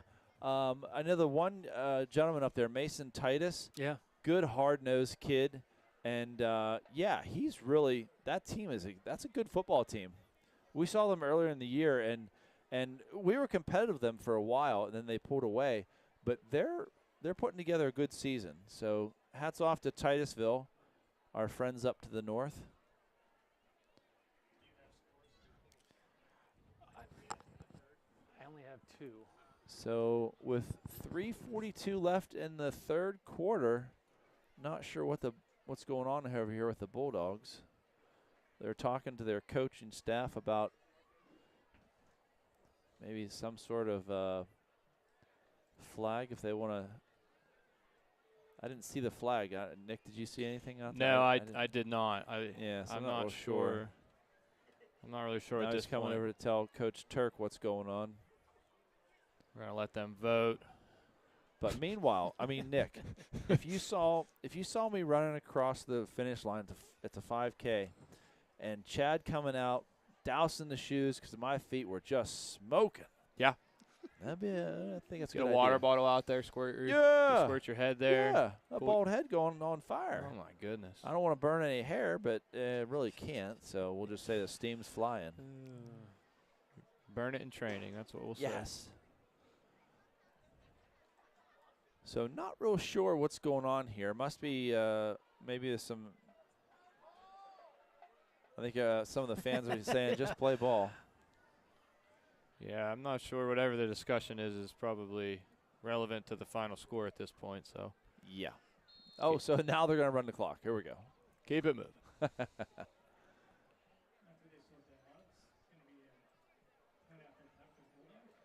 So it looks like the Bulldogs are going to go for 2 instead of the traditional. I think they gave up on their kicking game. It was struggling early. Yeah. They said enough of that. Yeah, we've seen enough. Quick. Okay, wow. Untouched. Man. Miller. Oh, Braden Miller got the wheels, man. He can fly. And he's a junior, so keep in mind we'll be seeing him next year.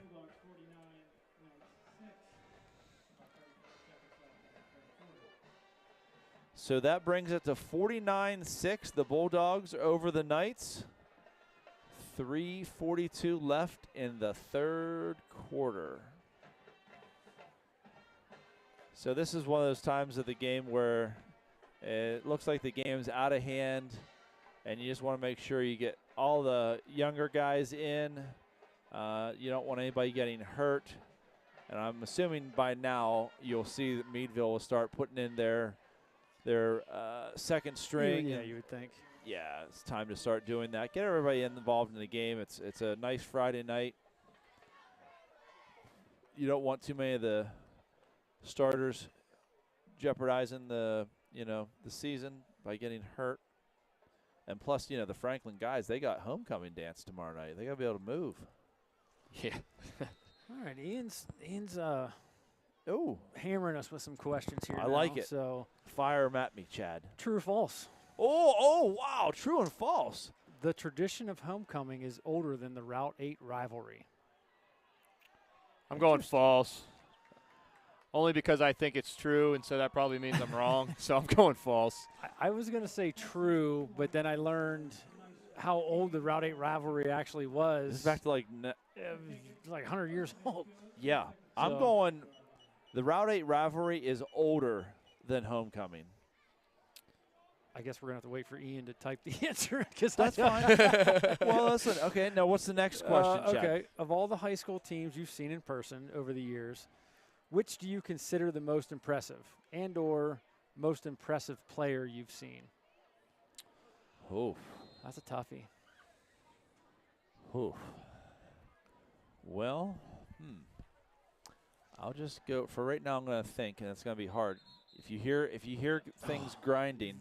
Oh yeah, the hamster's spinning on that wheel, and I have short-term memory. So it's 12 seconds left in the third quarter. The Bulldogs are up 49-6.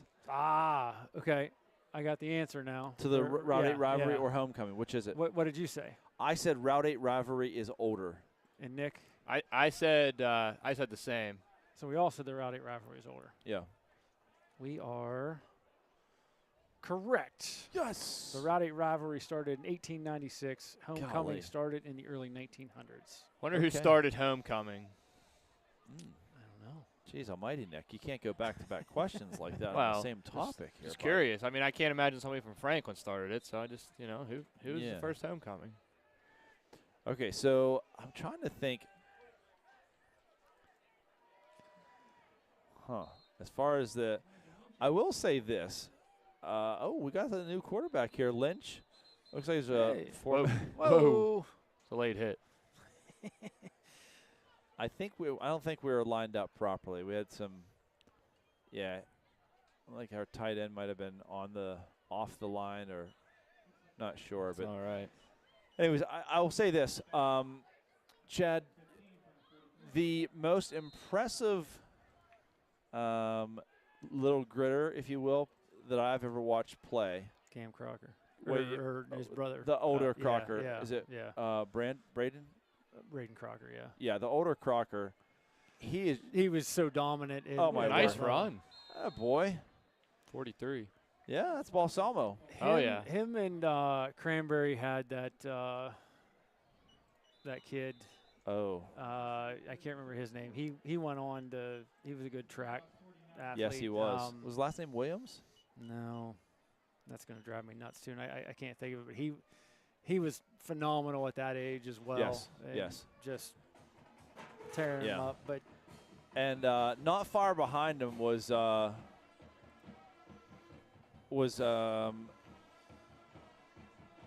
Weibel was gifted at a young age and continued on, and so was Aaron Burkhart. Yeah. They were some really good football players at a young age, 4th, 5th, and 6th grade. Trying to think, I will say this. One of the more impressive things, and I'm going on a Crocker roll here, was when Crocker, the older Crocker, when he was a freshman, he had over 100 tackles his freshman year. Yeah, he's the all-time leader at Oil City in tackles, and really only played 2 full seasons because he had 2 ACL injuries. Yeah, I mean, started as a freshman, and I think ended up just playing really his freshman and junior year. Yeah, because of ACL injuries. Yeah, and, I mean, he was just all-time leading tackler for Oil City. Not only was he athletically gifted, but he just had a knack for the ball, and he got there, and just quite an impressive athlete to watch. It's a shame that his knees had those issues, but I like to see him letting Lynch throw a little bit here late in the game. For Freddie Blackhurst. Yep. Good to see. Good job, Freddie. Didn't quite get it there. Listed on the roster is Frederick Blackhurst. I've never known anybody to ever call him Frederick. No. Maybe Grandma Candy. I don't know. Yeah, I don't think I've ever heard her say that. Maybe when he's in trouble. I don't know. Uh-oh. When you get that full name, middle name, and first full name, that's when you're in trouble. Chad, are there more questions from Ian? There is one more, and as simple as it is, I've been sitting here thinking about it for the past 5 minutes as to what my answer would be, because again, it is very simple, but there's a lot that goes into it. Favorite football movie? Favorite football movie? Yeah. What's your favorite football movie? I've got a plethora of them for different reasons. Yeah, there's quite a few to. I mean, Remember the Titans is up there Yeah. as one of the all-time. I think that might be my top would be Remember the Titans. And it's an old one, but when I watched the program. Yeah, well, I was going to say one of the most influential ones to me, just because of our age, came out our senior year, was the program. Yeah, it was quite a movie. Yeah. And then Oof. Was that Fennyworth block? No, wasn't Nate. That's Richie. Nathan kicking. Yeah. The kick was blocked partially, and we actually. It was Connor Ritchie out there. Connor Ritchie. He was warming up at halftime. He was kicking 35-yarders pretty good. I mean, the future's bright. We're going to have, as long as our soccer program keeps going, they're going to continue to give us these kickers. We'll take them. Right. I say we like we're have anything to do with it. Right. Yeah, right. Yeah. We will take them. Yeah. So then I go back to my football movies. Yeah. The one I can just watch over and over and over again is Varsity Blues. Yeah. I mean, that was another one kind of in our heyday, more college years, but I mean, for different reasons, those are my top three for sure. And there's probably one I'm still forgetting, and I know, like my dad will probably say Brian's song or All the Right Moves or some of the old It's just all generational for sure. Yeah. So it looks like that clock's still running. So we got 9:30 left in the game. The Bulldogs are up 49-6. Would you consider Waterboy a football movie? Sure, yeah, of course. It's not one of my favorites, but it's one that if it's on, I probably will watch. Yeah, you've even got one decent one, The Replacements, Keanu Reeves. Right, right. Whoa, hey now. Whoop, whoop. All right.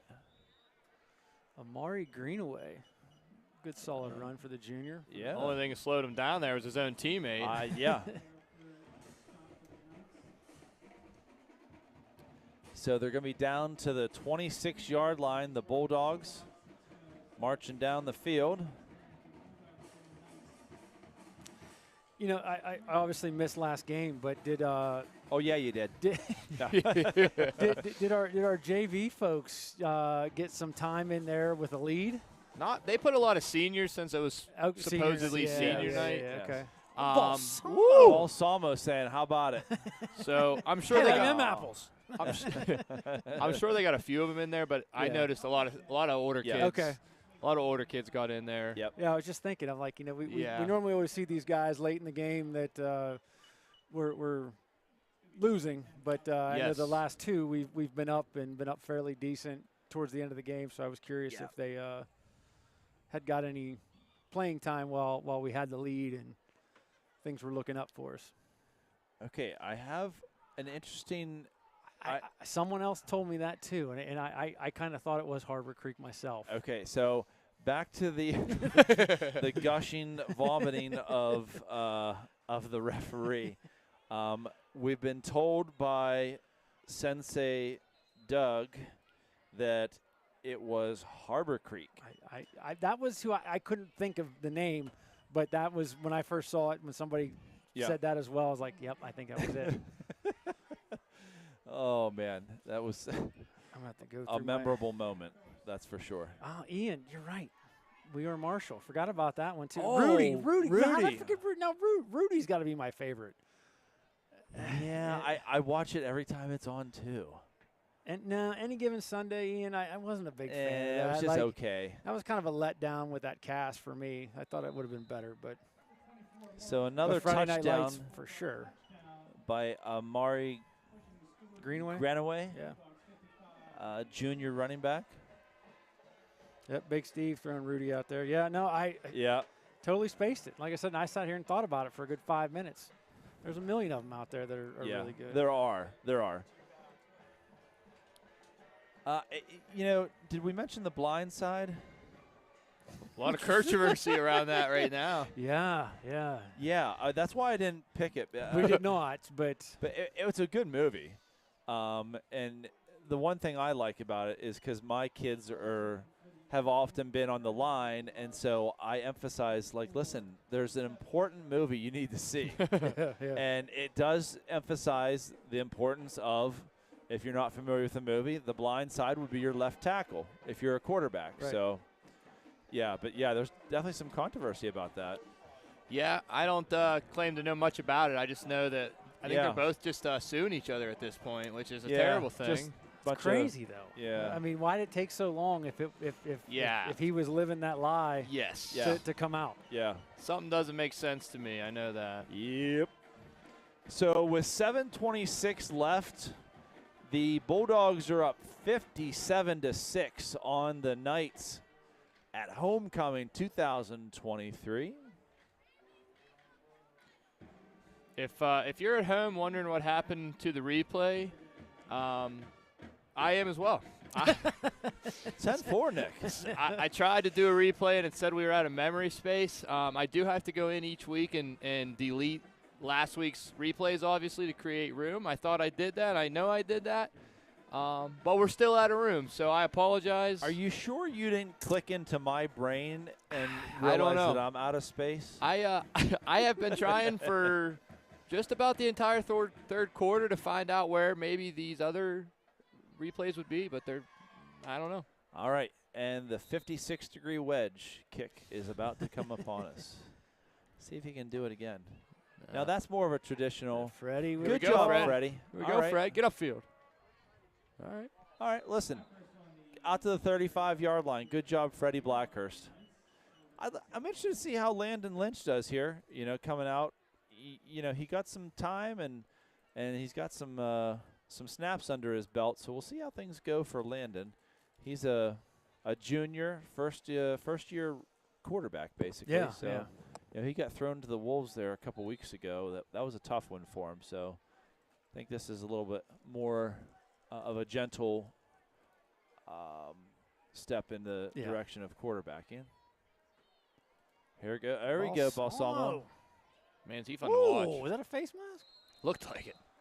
Balsamo's running hard. I don't care. I'd say let's see a replay, see if that was a face mask. Yeah. How's that replay looking? The best I can do is tell you that Nathan Fenningworth is just to the left of my screen, and he also thought it was a face mask. Okay. And so I'm going to go with him. That's the best replay you're going to get right now. Nick's sitting down, and he can see just the I literally can only see him and one other kid right now. So. So Ian comes with another one. Favorite golf movie? Oh, wow. Happy Gilmore. I don't know, Tin Cup. Yeah.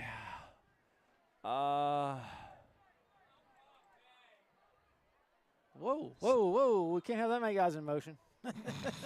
Says who? You're right, yeah. I don't think you can do that one.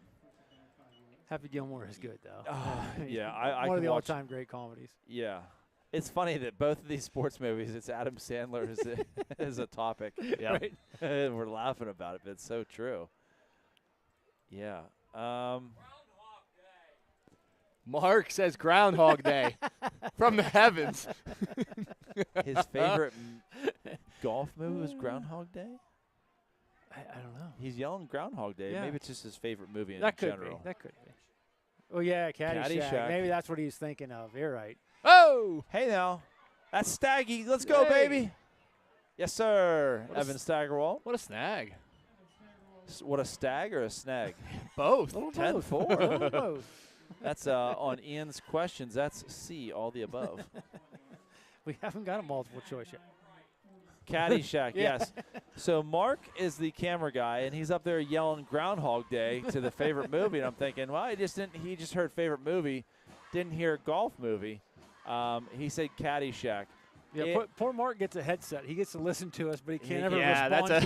That's a Poor terrible fella. thing. We're calling him Tom one whole game, and he can't tell us that we're calling him the wrong name. There you go, Evan. We had to fire Tom. Now we have Mark. Wait a minute. Nick, yes, we can keep it real. We're calling him Tom.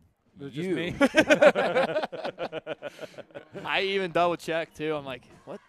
Because somebody else told me his name was Mark, and I'm like, nah. Chad seems to really be confident, so let's go with Tom. It's in general, go with Chad over me because I can forget more than Chad any day of the week. Yeah, that is true. Yes. So, 57-6. The Bulldogs are up in the Franklin Knights with 4:50 left in the contest. Landon Lynch back to pass. Nice throw. Good Little touch. Good pass. floater. Oh, okay. Incomplete to Freddie, but that's normally going to stop the clock. But in this situation, because of the score, it's going to continue to run. Lynch seems to be kind of holding his abdomen there a little bit. Like, I don't know if it's...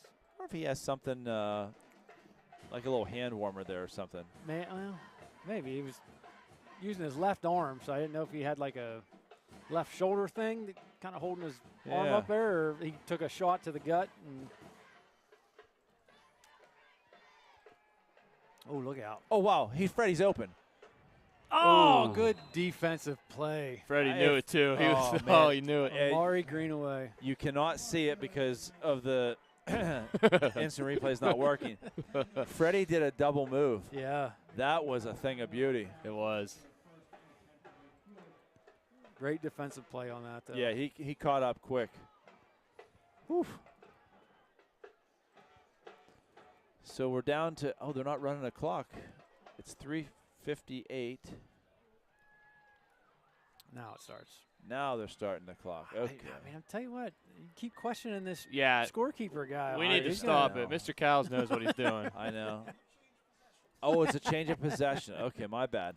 I'll be honest, I didn't know that either, but yeah, well, I'm glad that I'm glad the guy that's doing it knows. He knows. We don't need to know. We don't need to know. We just need to describe what's going on. Greenaway outside. Oh, cutting back. Man, he's shifty. He is. Still going. It's like a weird running style, but he just doesn't get tackled. Looks like that's going to be down to about the 30. Uh-oh. We have a Knight down. Come on, get up.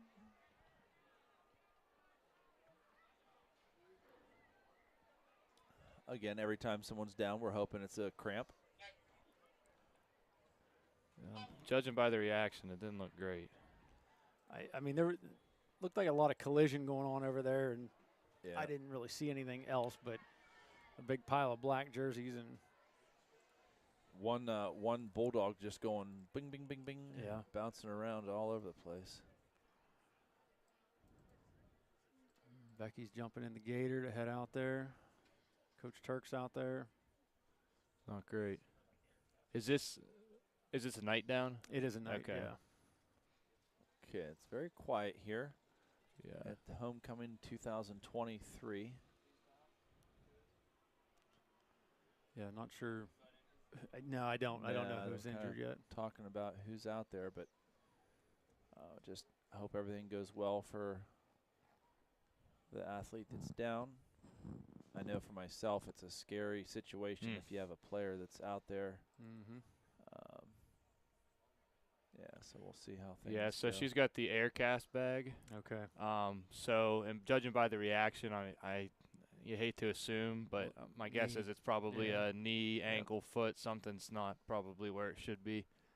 Because that red bag, it's been the same red bag since I was here.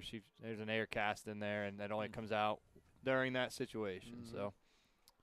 Yeah, that's what she's got. I right saw there. Red leg sleeve coming out. One thing I wanted to mention when we were talking about one of the best things we saw as far as athletes or teams or whatever. I remember, Chad. I don't know if you remember. Our kids might have been freshmen or even 8th grade. Was it Brandon Johnson for Franklin? Yeah. When he basically won the game for us against Oil City. Yeah, him and Ian Haynes. I do recall that game. I mean, that was at Oil City. It was at Oil City. Yep. One of the best performances, and I shouldn't take away from Ian, but Brandon, I think, even had some interceptions. He could jump to the moon. Yeah. Was fast as lightning. Just a great receiver. He was a lot of fun to watch. you know, coming to the games and whatnot. So, again, if you're just joining us, we have an injured Knight on the field. It's 57-6. The Meadville Bulldogs are up on the Franklin Knights here at homecoming 2023.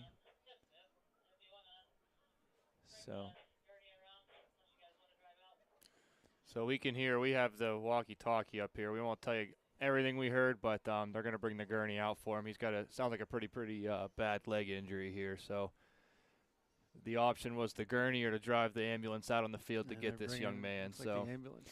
Yeah, so I obviously I can't see from here, but if from what I heard and the bag she's got, I think we've got probably a leg fracture of some sort, lower body for sure. So still don't know who it is, but tough. You start to get to this point in the game, too, with this much stoppage, and you kind of wonder. Is it worth it? Yeah, and obviously the main thing right now is getting this young man off the field, but we got 3 minutes, 29 seconds on the clock. I can see actually both, as I say this, both coaches having a conversation right now, and it might be something along those lines. So.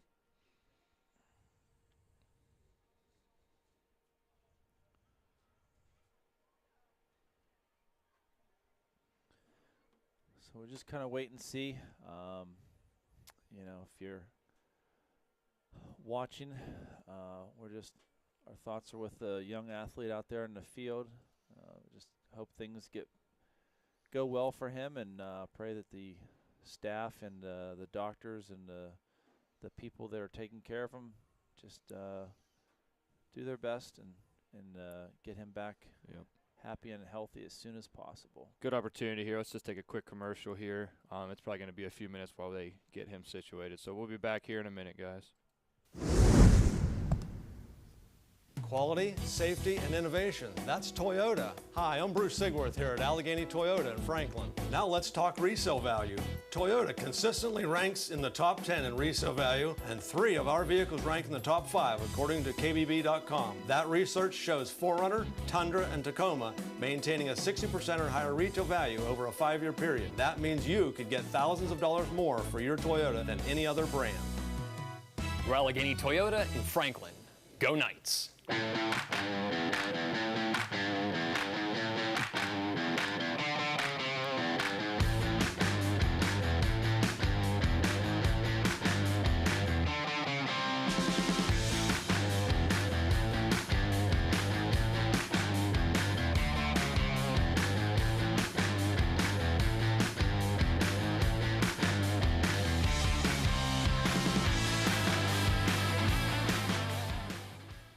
Since 1901, Franklin Industries has been a leader in steel manufacturing in our region.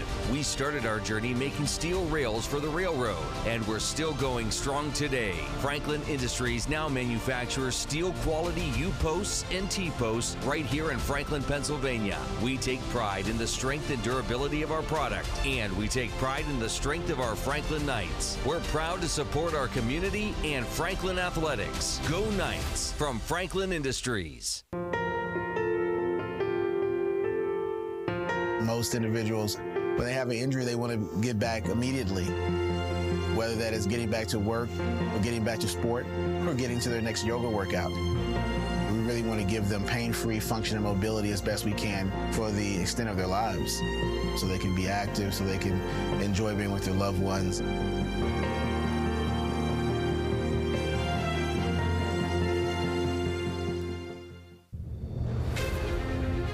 Stream Sports welcomes you to the following presentation of Franklin Knight Football on Stream TV.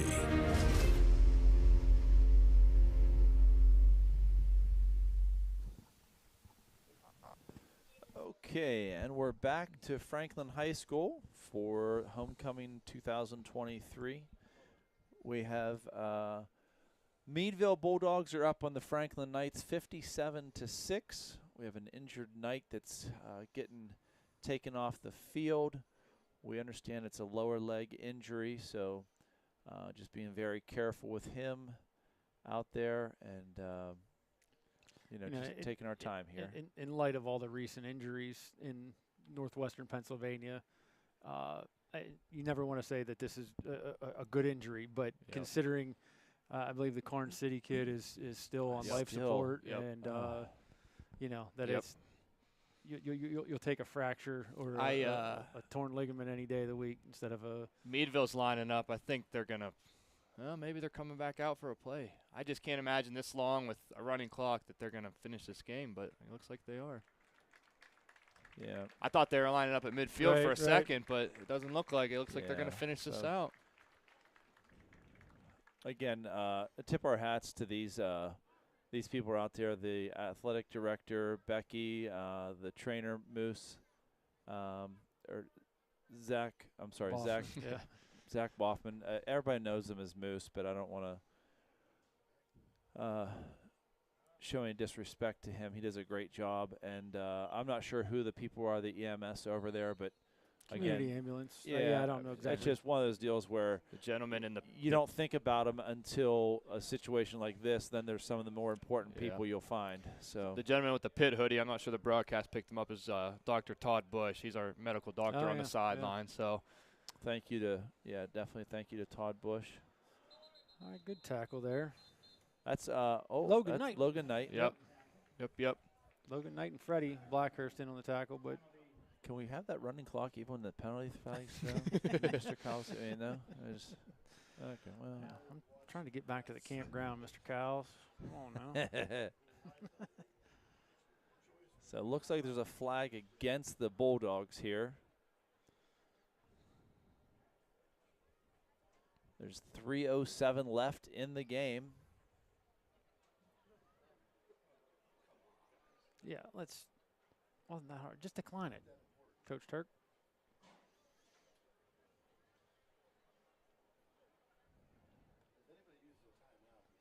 Yeah, so it looks like they're going to. Don't call a timeout if you're listening, because Mr. Cowles is coming down there. I'm coming out of the booth. An old Adam Sandler song. Toll Booth Willie. Okay. I can't remember great football teams that I've seen in the last couple of years, but I can remember an Adam Sandler song That's true. from 30 years ago. Right, yeah. It's funny how the brain works. I know, it's crazy. I know back when I played, the big team was Grove City. They were very talented. They had a bunch of kids go and play college sports. Yeah, actually I see one of them quite often. Might have been a running back. His name was Wes Phipps. Wes Phipps, he's the wrestling coach there now. Oh boy. Yeah, I don't know his whole story. I know he went on a full ride to Penn State and something happened. He got in some trouble and they took his scholarship because it's so cutthroat to wrestle at Penn State. Oh yeah. But I know that he finished wrestling somewhere and now he's Grove City's wrestling coach. Mercyhurst. Okay, yeah, I used to say I knew he went somewhere. He was tough. Beast. I was a long snapper in high school, and unfortunately we punted a lot against Grove City, and so most high schools just you can't touch the long snapper. So I get a free snap, and I usually got a free release, and I think it was 8 yards. I wasn't allowed to get made contact. Yard 9. Yes. And most teams would just let me run down there. And he kind of circled around, and, he set the whole thing up, and he just ear-holed me and leveled me, and just laughed at me. I'll never forget it. He was just laughing. I was like, oh, that was a good one. A lot of blockers here. Oh, boy. Yeah. And looks like he's going to go for a touchdown here. And that's going to stop the clock again. Nuts. Okay, Grenaway for a touchdown.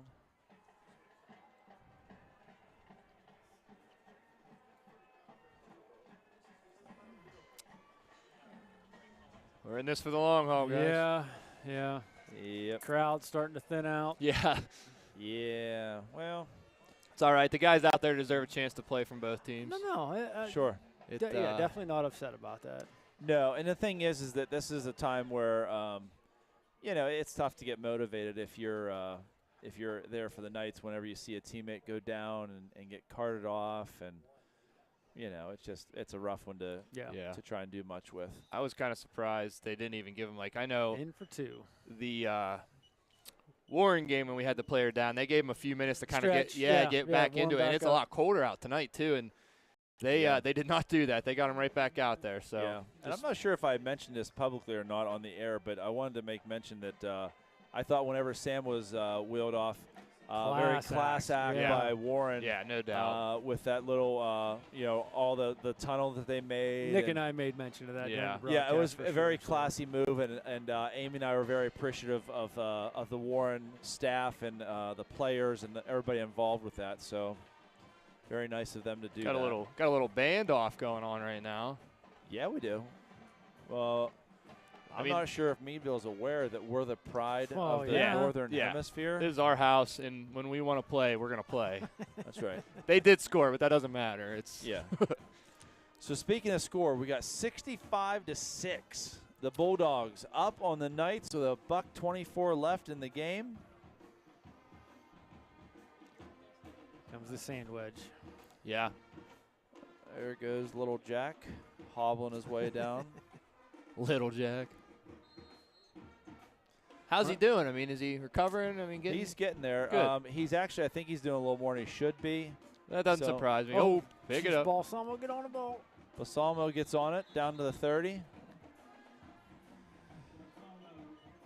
He's fibbing to mom and dad about what he's cleared to do from physical therapy is what he's doing. You think he doesn't realize that mom and dad know the person doing the rehab. It's not like he's in another county.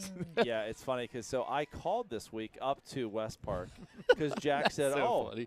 I can go to the gym, Dad. I can go to the Y and ride bike. I'm allowed to run. Okay, I'll pick you up after school and we'll go. We'll meet Sam up there. And so then on the way to work, I call to find out, and they're like, no. Come on. I saw it coming.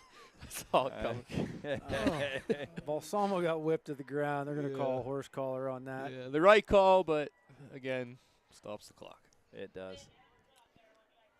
So Jack was telling me he could ride the bike because he did it at therapy. Okay. Well, great.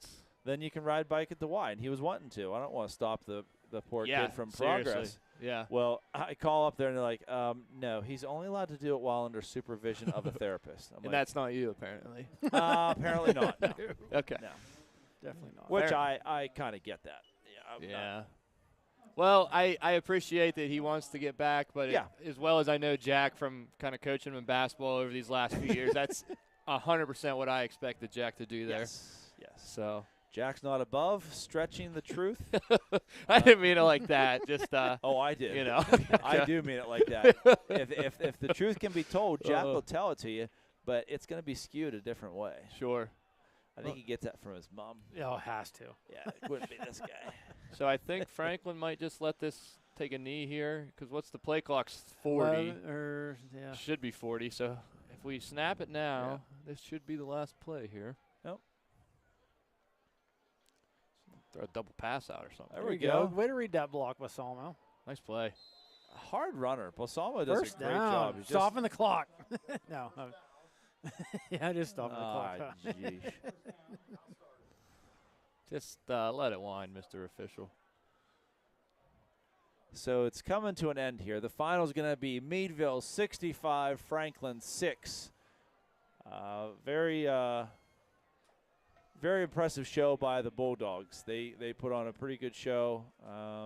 They were as good as advertised. They're a good team, Very good team. Solid team. Yeah, so we'll come back with a post-game coverage with Pizza Joe's Player of the Game after this.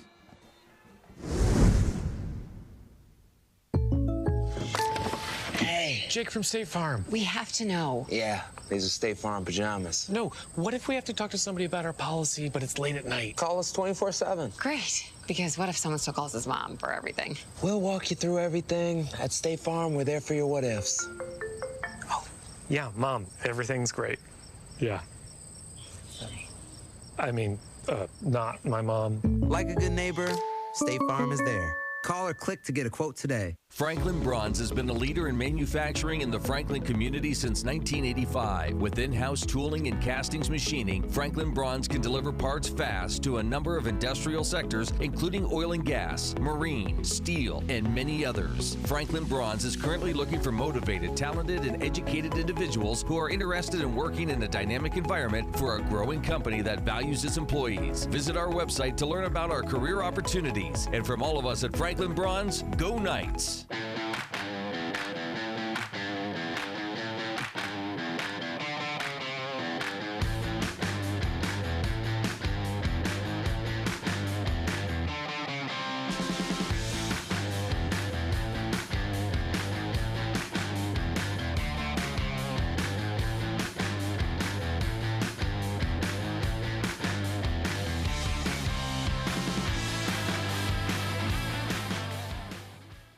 Since 1901, Franklin Industries has been a leader in steel manufacturing in our region. We started our journey making steel rails for the railroad, and we're still going strong today. Franklin Industries now manufactures steel quality U-posts and T-posts right here in Franklin, Pennsylvania. We take pride in the strength and durability of our product, and we take pride in the strength of our Franklin Knights. We're proud to support our community and Franklin athletics. Go Knights from Franklin Industries.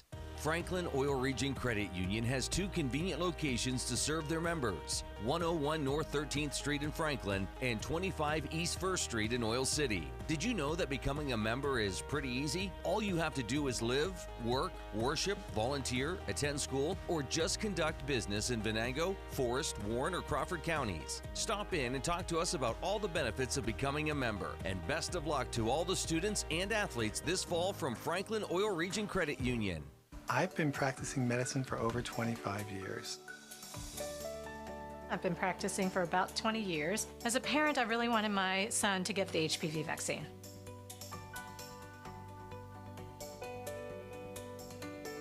I have 4 children, 2 boys and 2 girls, and I've given the vaccine to all of them. I made sure my son got the HPV vaccine when he was 12.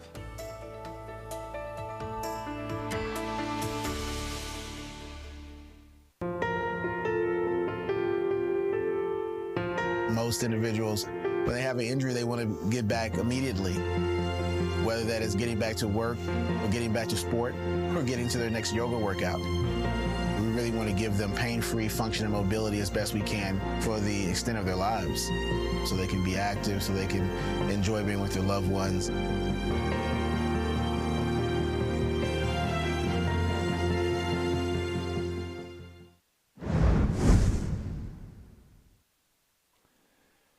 And we're back with the post-game coverage of tonight's Franklin Knight and Meadville Bulldog football game. It's homecoming 2023.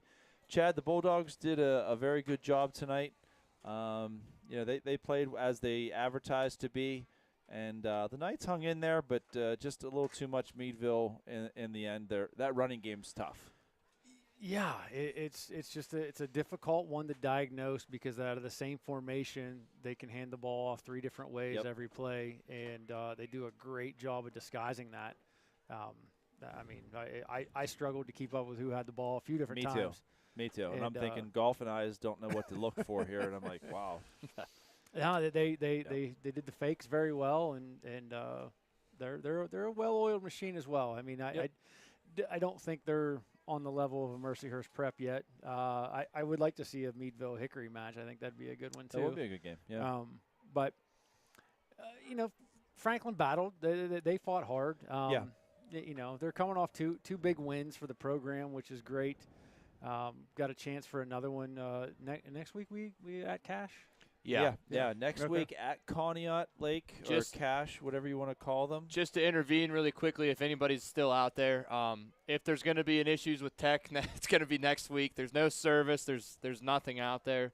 We'll do our best. We'll do what we can, but we aren't even going to know if it's working because there's no cell phone service for us to find out. So be patient with us. We'll do the best we can. Yeah. So. The last thing to decide, Chad, I think it was both of us, we looked at each other and we both said the same name for the Pizza Joe's player of the game is Drayden Payne. good job and congratulations to Drayden. Both sides of the ball. He had a great game tonight. He had one of the best hits I've seen all year. Right. And then he had the Pick what six, was that, about 102? 103-ish, 103-yard interception for a touchdown. So kudos to Drayden. He's a hard worker off the field, and he's a very motivational guy on the field. And tonight his play was big. So tonight's player of the game is Drayden Payne. That's the Pizza Joe's player of the game. So for myself, Ryan Weimer, Mark, camera guy up top there, for Chad Wilkinson and Nick Billingsley, thank you for joining us, and we'll see you next weekend as the Franklin Knights go to Cache. Go Knights.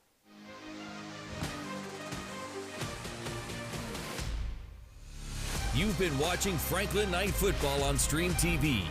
Our coverage has been presented by UPMC Orthopedic Care, by Franklin Industries, by Franklin Oil Region Credit Union, by the University of Pittsburgh Titusville Education and Training Hub, by State Farm Agent Michael Dill, by Franklin Bronze Precision Components, by Crawford Health Improvement Coalition, serving the health needs of Northwest Pennsylvania, by Pizza Joe's on Liberty Street, and by Allegheny Toyota. Thank you for watching Stream Sports' presentation of Franklin Knights Sports on Stream TV.